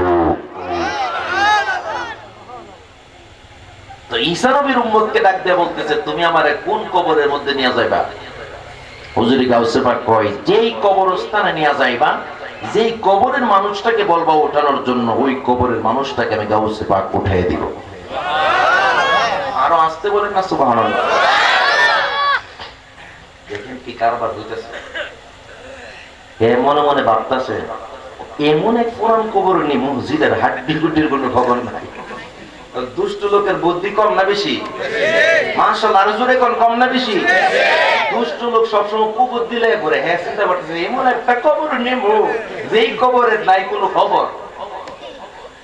এবার হুজুরে গাউসে পাক মাহবুব সুবহানী কুতুবে রব্বানী বললেন, চলো বেটা চলো, কোন কবরস্থানের মধ্যে নিয়ে যাইবা? একটা কবরস্থানের মধ্যে নিয়ে গেলেন। ডাক্তার বলতেছে, ও গো আল্লাহর বান্দা, হুজুর আপনি এই মানুষটার কবর থেকে ওঠান। এই কবরে কোনো খবর নেই। ওই মানুষটার কবর থেকে ওঠান। হুজুরে গাউসে পাক কবরের সামনে দাঁড়াইলেন আজিজি হইয়া। ওই কবরের সামনে দাঁড়ায় বলতেছি, আমি নবীর গোলামের গোলামের গোলাম, আমি একদিকে হাসাইনি আরেকদিকে হুসাইনি, আমার বডির মধ্যে রাসূলুল্লাহ রক্ত মুবারক প্রবাহমান। আমি তোমাকে বলতেছি, এই আল্লাহর বান্দা, কবরের মধ্যে এই মুহূর্তে তুমি কবরের মধ্যে যে অবস্থায় আছো, কুম্বি ইজনি, আমি গাউসে পাকের হুকুমে কবর থেকে দাঁড়ায়া যাও। এখন আপনাদের কাছে জানতে চাই, ঈসা নবী বলছিল কার হুকুমে? গাউসে পাক বলছে কার হুকুমে? গাউসে পাক বললেন আমার হুকুমে কবর থেকে দাঁড়ান। এবার ঈসা নবী বলল আল্লাহর হুকুমে দাঁড়ান। দুইটার মধ্যে ফেস আছে না নাই? আরো জোরে বলেন আছে না নাই? এই ফেসটা না ভাঙ্গা 2017 স্টাইস্টলের মধ্যে সমালোচনার জ্বর বইব যে কি ওয়াজ কইরা গেল। বন্ধুরে, আমার নবী হাদিসের মধ্যে বলেছে, যেই ব্যক্তি আমার আল্লাহর হইয়া যায়, ইয়াতুহু ইয়াতুল্লাহ, ওই ব্যক্তির হাতটা আমার আল্লাহর হাত হয়ে যায়। যেই ব্যক্তি আমার আল্লাহর হয়ে যায়, রিজলুহু রিজলুল্লাহ, তার পাটা আমার আল্লাহর পা হয়ে যায়। যেই ব্যক্তি আমি আল্লাহর হয়ে যায়, ফামুহু ফামুল্লাহ, আমি আল্লাহর আন্তার মুখটা আল্লাহর মুখ হয়ে যায়। হুজুরে গাউসে পাক যখন বলেছিলেন যে আমার হুকুমে কবর থেকে দাঁড়ায়া যাও, যদিও তিনি আমার হুকুমে বলেছিলেন, কিন্তু হাকিকতে এটা আল্লাহর হুকুমে বলা ছিল। জোরে জোরে বলেন সুবহানাল্লাহ, আল্লাহু আকবার। কবর থেকে একটা মানুষ দাঁড়ায় গেল, 17 বছরের নওজোয়ান, কবর থেকে দাঁড়ায় গেল। কবর থেকে দাঁড়ানোর পরে একটা যুবক দাঁড়ানো, কিন্তু তার কন্ডিশন দুইটা কন্ডিশন। একটা হলো তার নাভি থেকে পায়ের পাতা পর্যন্ত কয়লার মতো কালো হয়ে গেছে, নাউজুবিল্লাহ বলেন। আবার নাভি থেকে মাথার দানো পর্যন্ত ভালো আছে।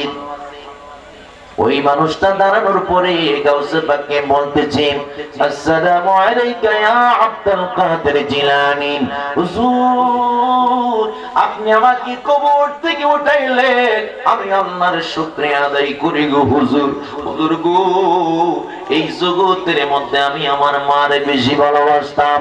ওই যে মায়ের কথা আমার পাগলা জনাব আতাউল্লাহ মায়ের কথা বললো, এই কথাটা শুই না আমি অবাক হয়ে গেলাম। এলাকার মধ্যে অনেক মা ভক্তরা আছে, ডাক দিয়া বলো, হুজুর গো, এই জগতের মধ্যে আমি আমার মায়ের সবচেয়ে বেশি ভালোবাসতাম। আমি শহরের মধ্যে চাকরি করতাম, চাকরি করার সময় আমি যখন বাড়িতে আসতাম, বাড়িতে আসার সময় আমি আমার মায়ের জন্য আনার নিয়ে আসতাম, আমি আমার মায়ের জন্য আঙ্গুর নিয়ে আসতাম, আমি আমার মায়ের জন্য আপেল নিয়ে আসতাম গো হুজুর, আমি আমার মায়ের জন্য কলা নিয়ে আসতাম, আমি আমার মায়ের জন্য আতা ফল নিয়ে আসতাম, দামি দামি ফল নিয়ে আসতাম গো হুজুর, আমি আমার মাকে নিজের হাতে খাওয়াইতাম গো হুজুর। হুজুর গাউসে পাক আমাদের নবীর উম্মত আর ঈসা নবীর উম্মত তাকায় রইলেন আর দেখতেছে আশ্চর্য কাহিনী। তাকায় দেখতেছে হুজুরে গাউসে পাকের সাথে যখন লাশটা দাঁড়ায় কথা বলতেছে, ডাক দিয়া কই, হুজুর গো, ও হুজুর, এই জমিনের মধ্যে আমার মারে আমি সবচেয়ে বেশি ভালোবাসি গো হুজুর। হুজুর আমার দিকে তাকায় দেখেন, আমার নাভি থেকে পায়ের পাতা পর্যন্ত কয়লার মতো কালো হয়ে গেছি। হুজুর ও, আজকে 950 বছর পর্যন্ত আমি কবরের মধ্যে আযাবে ভুগতেছি। ও হুজুর, আজকে 950 বছর পর্যন্ত আমি কবরের মধ্যে আযাবে ভুগতেছি। হুজুর আপনার কাছে একটা রিকোয়েস্ট করে আপনি আমার কবরের ভিতরে ঢুকাইয়ে দিয়েন না। হুজুর আমার কথাগুলো আগে শুনেন। এবার বলতেছে, এই জমিনের মধ্যে আমার সবচেয়ে বড় পছন্দের ব্যক্তি ছিল আমার মা। আমার মাকে আমি সবচেয়ে বেশি ভালোবাসতাম। হুজুর আমার মায়ের জন্য বিভিন্ন ফল ফলাদি শহর থেকে আইনা আমি নিজে খাওয়াইতাম, কিন্তু আমি যখন প্রাপ্ত বয়স্ক হলাম, আমি যখন বিবাহ শাদী করলাম, বিবাহ শাদী করার পরে আমি আস্তে আস্তে করে পরিবর্তন হতে লাগলাম। আমি এবার স্ত্রীর দিকে ডাইভার্সন হয়ে গেলাম, স্ত্রীর দিকে আমি ডাইভার্ট হয়ে গেলাম। স্ত্রীর পক্ষাবলম্বন করে মায়ের সাথে অনেক সময় আমি তর্ক করি। একবার আমি বাজার থেকে আসার পরে একটা ঘটনা ঘটে গেল। দেখতেছি আমার মা কুজো হইয়া কি করতেছে, আমার স্ত্রী আমার মায়ের সাথে ঝগড়া করতেছে। ইন দি মিন টাইম আমি আমার মাকে বললাম, মাকে দেখতেছি মাও আস্তে আস্তে করে কথা বলে, বেশি কথা বলতে পারে না। স্ত্রী আমার মায়ের উপরে বিভিন্ন সময় টর্চার করতো, বিভিন্ন কথা বলতো, কিন্তু আমার মাকে আমি গালিগালাজ করতাম, বকাবকি করতাম। আমি বাজার থেকে আসার পরে স্ত্রী রাগান্বিত হয়ে বলতেছে, আজকে যদি তোমার মাকে তুমি তোমার মার বুকের মধ্যে যদি তুমি সন্তান হয়ে লাথি না দাও, আমি তোমার ভাত খাবো না। স্ত্রীর পক্ষাবলম্বন হয়ে গেলাম। স্ত্রীর পক্ষ নিয়ে বলার পরে নাউজুবিল্লাহ বললেন, ওই স্ত্রীর পক্ষ নিয়ে আমি আমার মায়ের বুকের মধ্যে জোরে একটা লাথি মাইরা দিলাম। জবানটা খুলে বলেন নাউজুবিল্লাহ। আমি আমার মায়ের বুকের মধ্যে লাথি মারলাম রে, আমার মা কুজু হইয়া জমিনের মধ্যে উল্টে পড়ে গেছে। মাটা ডাক দেখো, সন্তান রে, তোরে বুকের মধ্যে 10 মাস 10 দিন পর্যন্ত আমি রাখলাম, তোকে আমি বুকের মধ্যে রাখলাম, কলিজার মধ্যে নিলাম, পেটের মধ্যে 10 মাস 10 দিন পর্যন্ত বহন করলাম, নিজের রক্ত খায়া পেটের মধ্যে বড় হইলি, কি না বেঈমানিটা করলি রে। এই কথাটা বলে মাটা দুনিয়া থেকে বিদায় হয়ে গেছে। হুজুর আমাকে কবরের মধ্যে আপনি পৌঁছে দিয়েন না।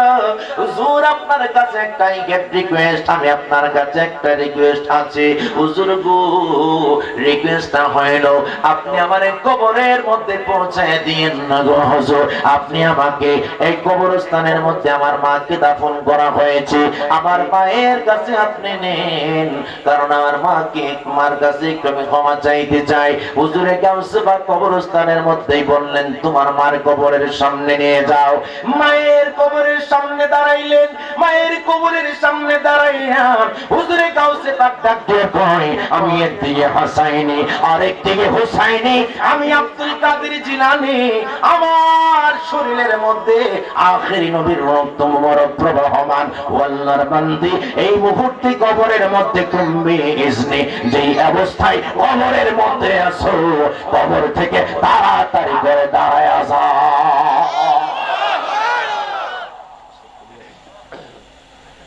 কবর থেকে তুমি দাঁড়ায় যাও। দেখেন কি কারবার হয়ে গেল, মুহূর্তের মধ্যে কবরটা ফেটে গেল, কবর ফেটে গেল। একটা বৃদ্ধা মানুষ ওই কবর থেকে দাঁড়ায় গেল, ডাক দেয়া বলতেছে, আসসালামু আলাইকা ইয়া আব্দুল কাদের জিলানী। হুজুর গো, আপনি আমার কবর থেকে উঠাইলেন, আল্লাহর শুকর আদায় করি। হুজুর কেন উঠাইলেন বলেন? এবার ডাক দেয়া বলতেছে, গাউসে পাক মা গো মা, তুমি তাকায় দেখো এই সন্তানটারে তুমি চিনুনি। আপনারা আওয়াজ দেয়া বলুন, মা সন্তানকে চিনবে কি চিনবে না? ডাক দেয়া বলতেছে, আমি তারে চিনব কিনা এটা পরের কথা, হুজুর তার সম্পর্কে আপনি কোনো কথা আমার কাছে বলেন না।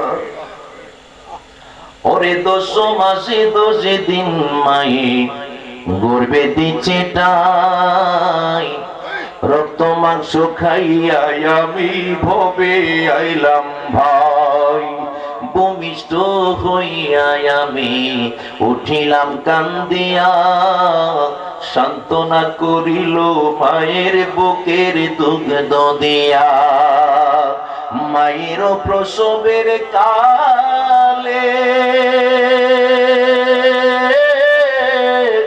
বেসে যায় নয়নে জলে রে, বলে আমায় আল্লাহ লইয়া যাও রে সন্তানের নিও না দুঃখের দরদি আমার জনমে দুঃখী মা গর্ভধারিণী মা জনম দুঃখিনী মা দুঃখের দরদি আমার জনম দুঃখী মা উচ্চ আওয়াজে বলেন না আল্লাহু আকবার ওরে লেংরায়া তোর কানা কইরা হইলে পরে ছেলে দোলা যায়া তবু মায়ের টান দিয়া লই কুলে পুত্র যদি কুপুত্র হয় মায়ে নাহি ফেলে হাজার দোষ রাখিয়া গোপন সন্তানের পালে অসুখ হলে দেখি চায়া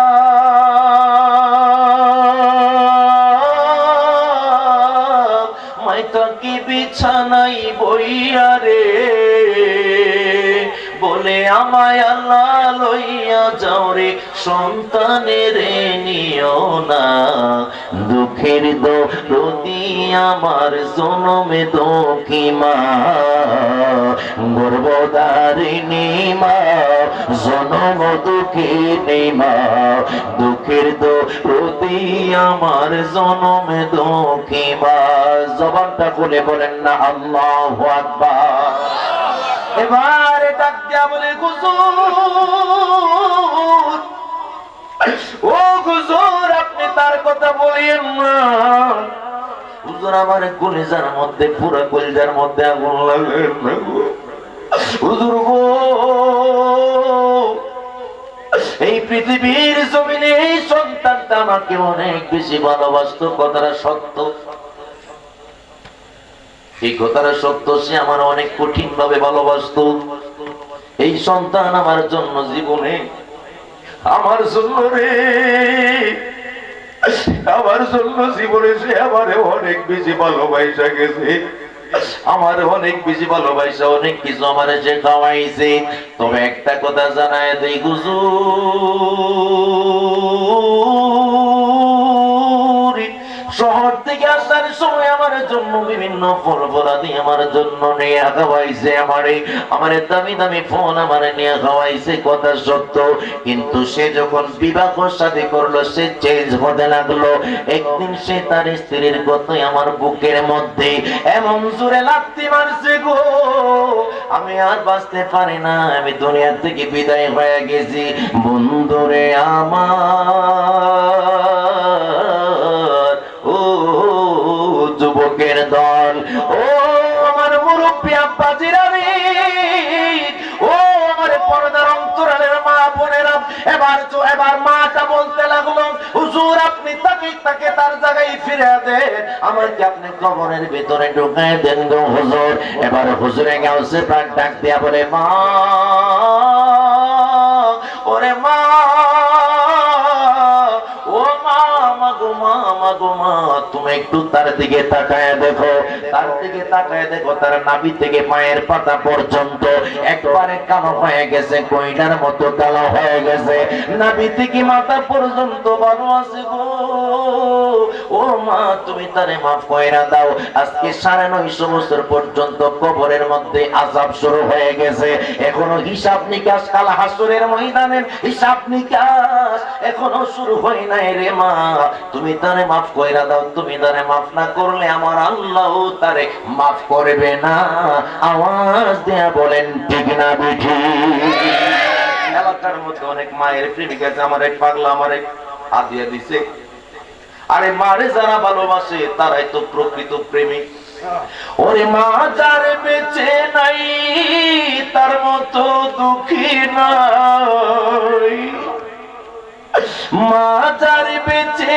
নাই তার মতো দুঃখী নাই খালা ফুফু মায়ের মতো না মা গো জান্নাতের চাবি আমার মা মাশাআল্লাহ বলেন জান্নাতের চাবি আমার মা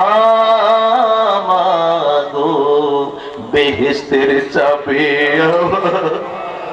সন্তানের বেহেশত যার যার মায়ের পায়ের নিচে।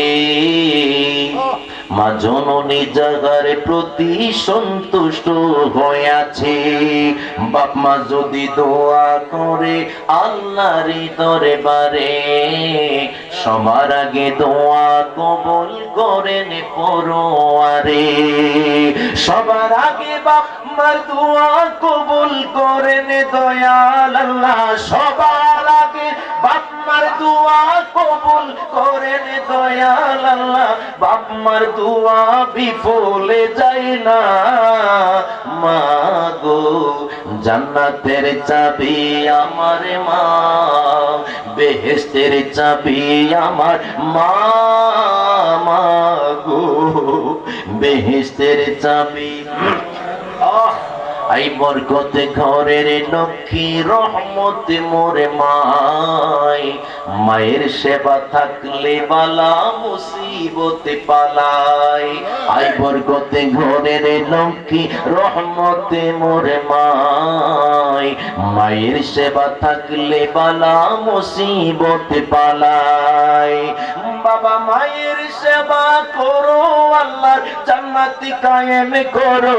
বাবা মায়ের সেবা করো আল্লাহর জান্নাত কামাই করো। বাবা মাকে কষ্ট দিও না না গো।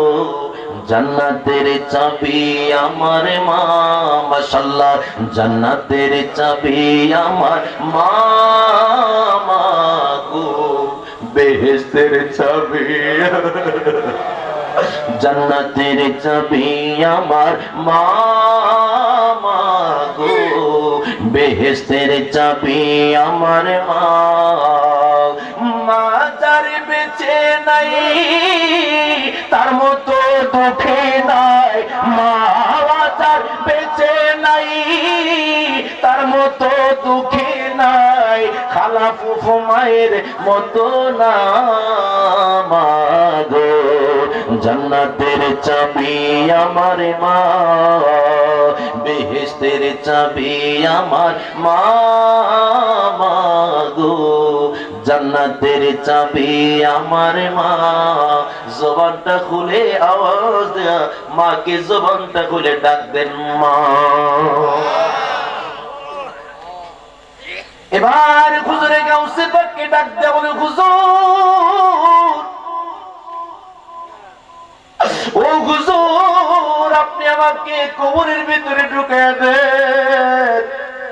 আমার হুজুরে পাক ডাক দেয়া বলে, মা ও মা আমারে তুমি এত বিচলিত হও না রে মা। তুমি তাকায় দেখো তোমার সন্তানে, তুমি তাকায় দেখো রে তোমার সন্তানের কবরের মধ্যে 950 বছর পর্যন্ত আসাবে। সে কি হয়েছে নাভি থেকে পায়ের পাতা পর্যন্ত কইনার মতো কালো হয়ে গেছে। মারে মা তুমি যদি তারে মাফ না করো আমার আল্লাহ তারে মাফ করবে না রে মা। হুজুর বারে ডাক দিয়া বলে, হুজুরে গাউসে পাককে ডাক দিয়া বলে, হুজুর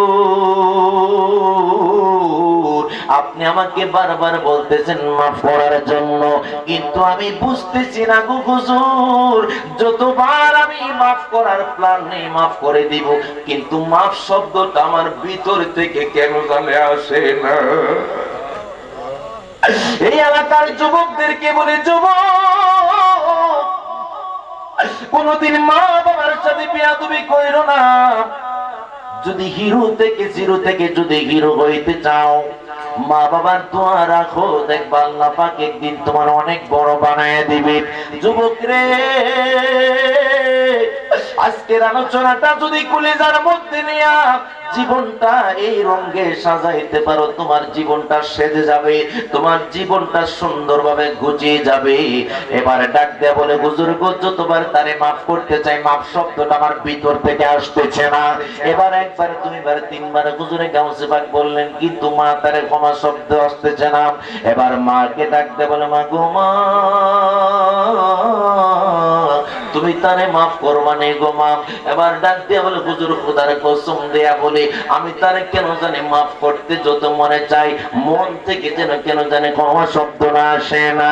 এবারে হুজুরে গাউসে পাক কেরোসিন আনাইলেন, কেরোসিন আনায় যখন তার শরীরের মধ্যে আগুন লাগাবার পূর্বে বলে ও মারে মা, মাগো তোমার কাছে আমি একটা কথা বলতেছি, যেহেতু তুমি তার আযাবের কথা শুনে তোমার মন গলল না, ৯৫০ বছর পর্যন্ত কবরে আযাবে ভুগলো, তোমার মন গলে নাই, কাল হাসরের ময়দানে হিসাব নিকাশের পরে জাহান্নামী হয়ে যাবে আবাদুল আবাদ পর্যন্ত, আবাদুল আবাদ পর্যন্ত সে জাহান্নামের আগুনের লাকড়ি হয়ে যাবে। তারপরে কেমনে জুলমের যে তোমার সামনে আমি জ্বালায়া তারে প্রমাণ করে দিব। মায়ের কলিজার মধ্যে মায়া, আওয়াজ দিয়ে বলুন প্রকৃত পক্ষে মায়ের কলিজার মধ্যে মায়া আছে না না? এবার যখন হুজুরে গাউসে পাক যুবকের শরীরের মধ্যে আগুন লাগায় দিলেন, আগুনটা লাগাইবে ইন্দেমিনটা আগুনটা লাগাইবে ইন্দেমিন টাইমে মাটা ডাক দেয়া বলে হুজুর ওগো আল্লাহর বান্দা, আপনার সামনে আমি প্রতিজ্ঞা দিচ্ছি গো হুজুর, আমি আমার সন্তানকে মাফ করে দিলাম, আমি আমার সন্তানের প্রতি কোনো অভিযোগ নাই গো হুজুর, আমার মালিক মওলা যেন আমার সন্তানকে মাফ করে দেয়। জোরে জোরে বলেন সুবহানাল্লাহ।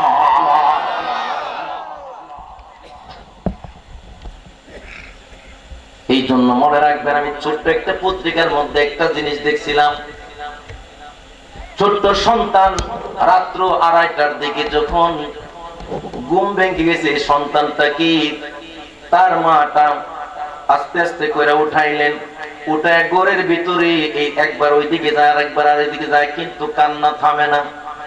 স্বামীটা ঘুম থেকে উঠে বলতেছে তোর বাচ্চা এরকম পাগলামি করতেছে কেন, কিন্তু কোন ক্রমে এই বাচ্চাটা থামতেছে না। পত্রিকার মধ্যে পাইলাম কোন ক্রমেই যখন থামতেছে না, ওই স্বামীটা টিউবওয়েলের মধ্যে গেলেন, যায় ওযু করছে, ওযু করে ডাইরেক্ট কবরস্থানের মধ্যে যায় কান্দে, মারে মা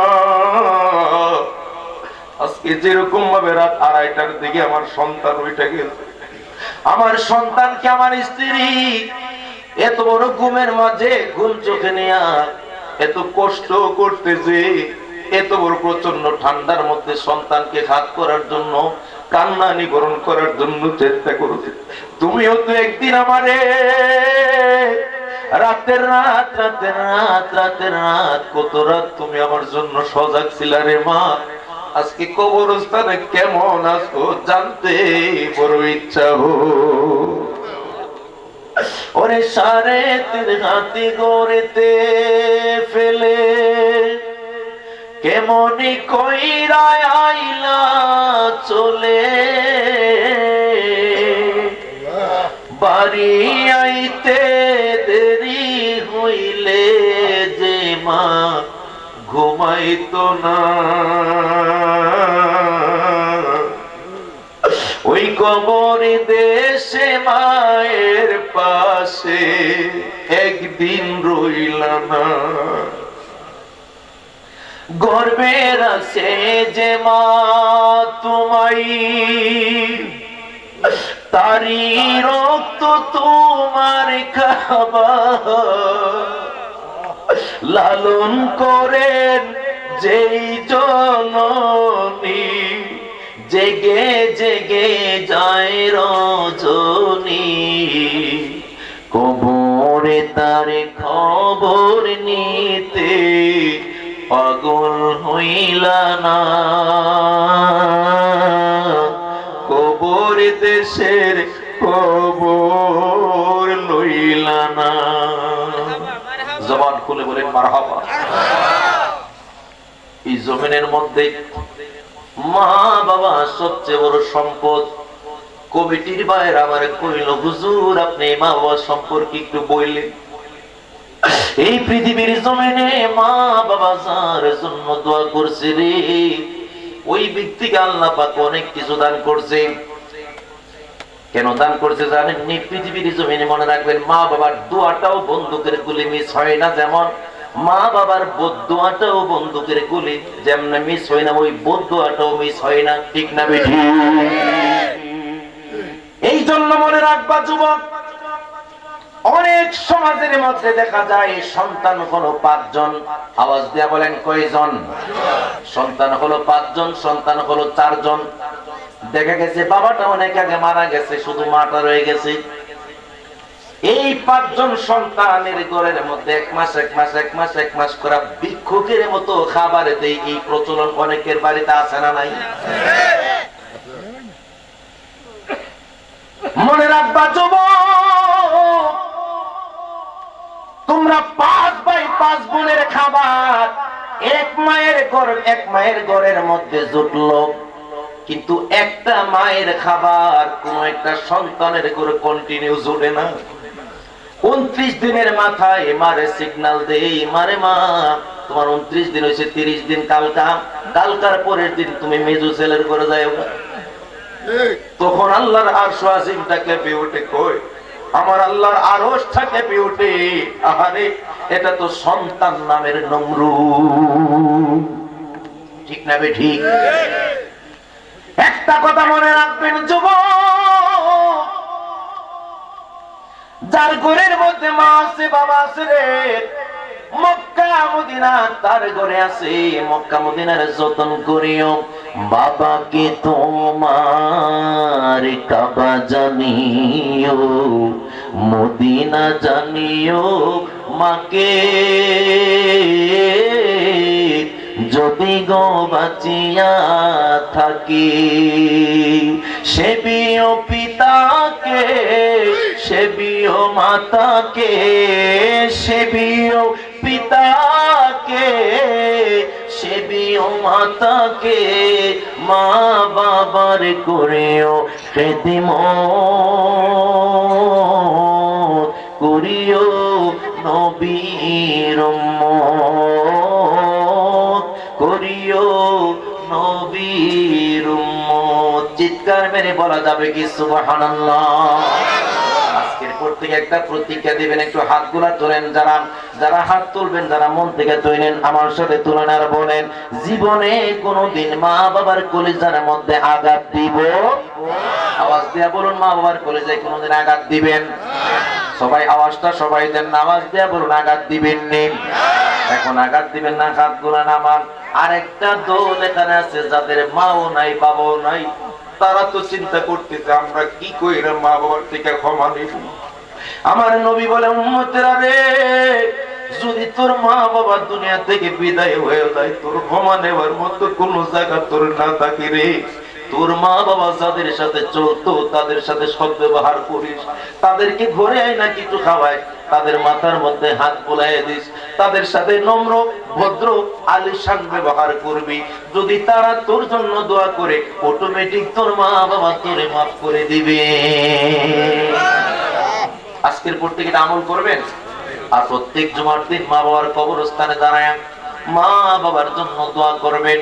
ইমাম সাহেব হুজুরকে দিয়া যত দোয়া করান না কেন, অনেক হুজুরে দিয়ে দোয়া করাবেন, ঠিক আছে, দোয়া কবুল হবে, হুজুর দোয়া করবে, কিন্তু হুজুর কিন্তু আপনার মা বাবার জন্য চোখ দিয়া পানি নাও আসতে পারে।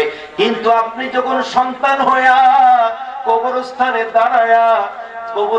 দাঁড়ায়া যখন দুইটা হাত বাড়ায়া বলবেন, রব্বিরে হামহুমা কামা রব্বায়ানি সগীর, আল্লাহ রহমতে দরিয়ার মধ্যে জোশ পয়দা হয়ে যাবে। আমার আল্লাহ ফেরেশতাদেরকে ডাক দিয়ে বলবেন, হ্যাঁ ফেরেশতারা, আমার এই বান্দা কেন কবরস্থানের মধ্যে দাঁড়ায় কান্দে? আমার আল্লাহকে ফেরেশতারা ডাক দিয়ে বলে, আল্লাহ গো, এই যে বিটগড়ের জমিনের মোহাম্মদ আব্দুর রহমান, তার বাবা দুনিয়াতে নাই, আব্দুল জলিলের আব্বা নাই, বাবা নাই, মা নাই, এই জন্য কবরস্থানের মধ্যে কান্দে। ও কেন কান্না করে?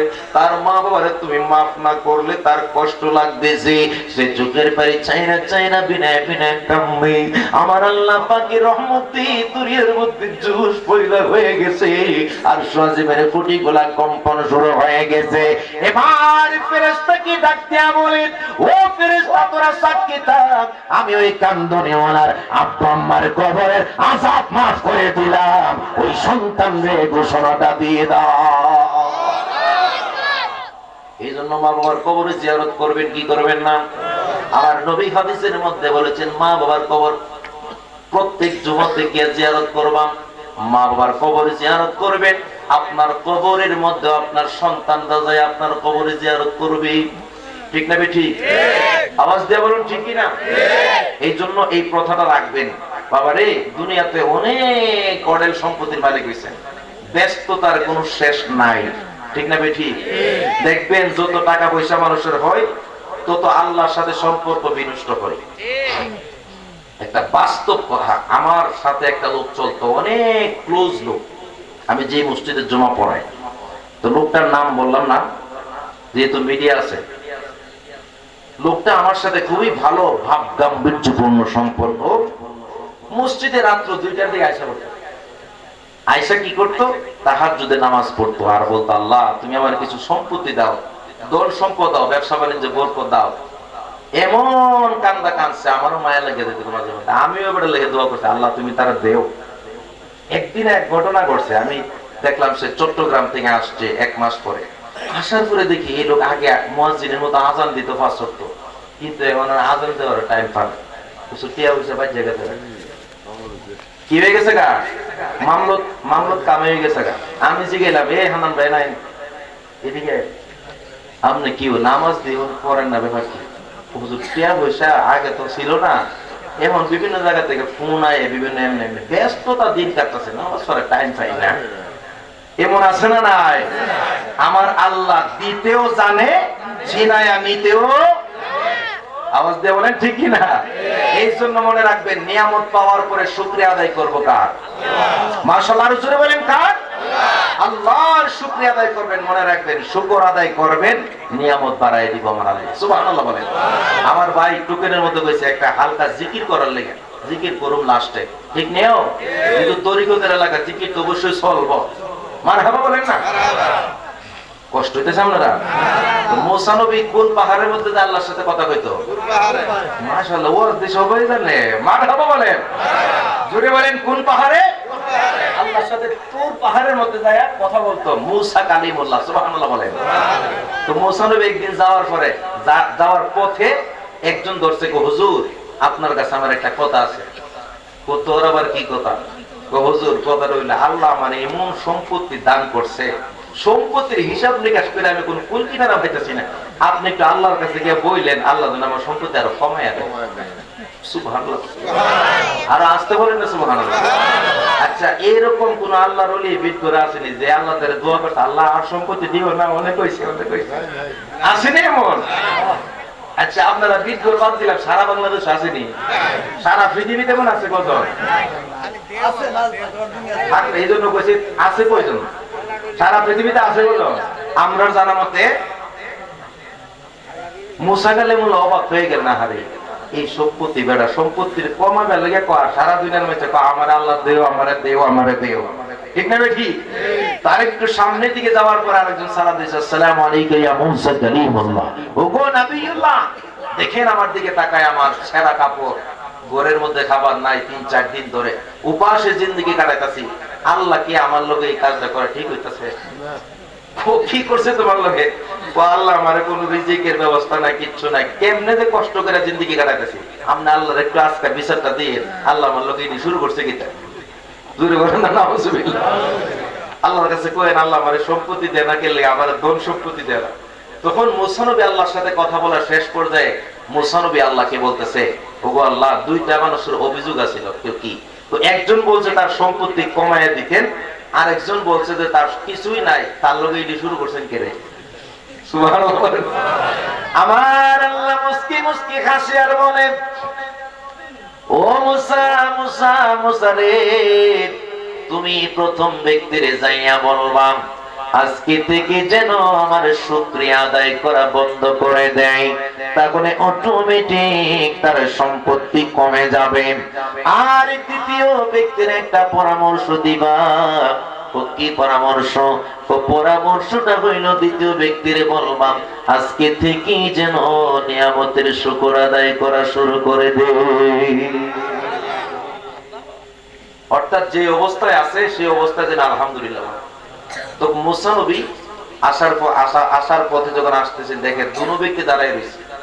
প্রথম ব্যক্তির সাথে দেখা করে ডাক দিয়ে আসছে মনে কইয়া মুসা কালিমুল্লাহ, হুজুর আজকে তুমি একটু লেটে আসলেন, আরে বেটা আইসি তো সমান সময়। আমার হুজুর সহ্য হইতেছে না, আমার বলেন আমার সম্পর্কে কি বলছে আমার আল্লাহ? আমার ধন সম্পত্তি আল্লাহ এত বেশি দিছে, আল্লাহ কমাই বলে কোন? ডাক দিয়া কয় কমানোর একটা পরামর্শ দিছে, তোমার একটা প্রেসক্রিপশন একটা কথা আল্লাহ লিখে দিছে। কি কথাটা হইল? আল্লাহ পাক বলছে তোমার আজকে থেকে তুমি শুকরিয়া আদায় করা বন্ধ করে দিতাম। ওই ব্যক্তি চোখের পানি ছেড়ে দিলেন আর ডাক দিয়া কয়, ও মুসা নবী, মুসা নবী, মুসা নবী গো, আপনি বনি ইসরাইলের একজন নবী, আপনি আল্লাহর সাথে প্রতিদিন কথা বলতে যান গুহের মধ্যে। মুসা কালিমুল্লাহ, যখন আমার কিছুই ছিল না তখনও তো আমি আমার মালিককে ভুলি নাই। যখন একদিন খাইতাম 3 দিন না খাইতাম, না খাওয়ার সময় কেউ জিজ্ঞাসা করলে কি দিয়ে খাইছেন, বলছি আলহামদুলিল্লাহ, মালিক অনেক ভালো রেখেছে, আলহামদুলিল্লাহ বলে বলে আল্লাহর শুকরিয়া আদায় করেছি। আজকে মালিক আমারে এত বড় ধনকুবের মালিক বানায় দিছে, আজকে এত বড় সম্পত্তিওয়ালা হয়ে গেলাম, পৃথিবীর শ্রেষ্ঠ ধনী। আজকে আমি কেমন করে আমি মালিকের সাথে নাফরমানি করি, মালিকের শুকরিয়া আদায় করা বন্ধ করে দেই। আজকে থেকে সম্পত্তির হিসাব বাদ দিয়ে দিলাম, আমার মালিক ও মওলার প্রেমে আরো বিভোর হয়ে গেলাম। আর আমরা হইলে কইলা বলে আল্লাহ যদি কইছে কমে বেলে গেটা করতাম না আজকে থেকে, আল্লাহ হইতে কইছে। এবার দ্বিতীয় ব্যক্তির কাছে গেলেন। দ্বিতীয় ব্যক্তির কাছে যাওয়ার পরে দ্বিতীয় ব্যক্তিরা বলে, হুজুর আমার পরামর্শ কি আনছেন? আল্লাহ কইছে আজকে থেকে তুমি শুকরিয়া আদায় করা শুরু করতে। এবার এমন বেবুজ্জা আমার মতো না, সেবারে কইতাছে আল্লাহ আমারে দিছে কি আমি যে শুকরিয়া আদায় করতাম? নাউজুবিল্লাহ বলে 3-4 দিন ধরে উপবাস, খাবারের কোনো খবর নাই, আল্লাহ আমারে কিছু না দিয়া তখন কইতাছে শুকরিয়া আদায় করতাম। জবান খুলে বলেন নাউজুবিল্লাহ।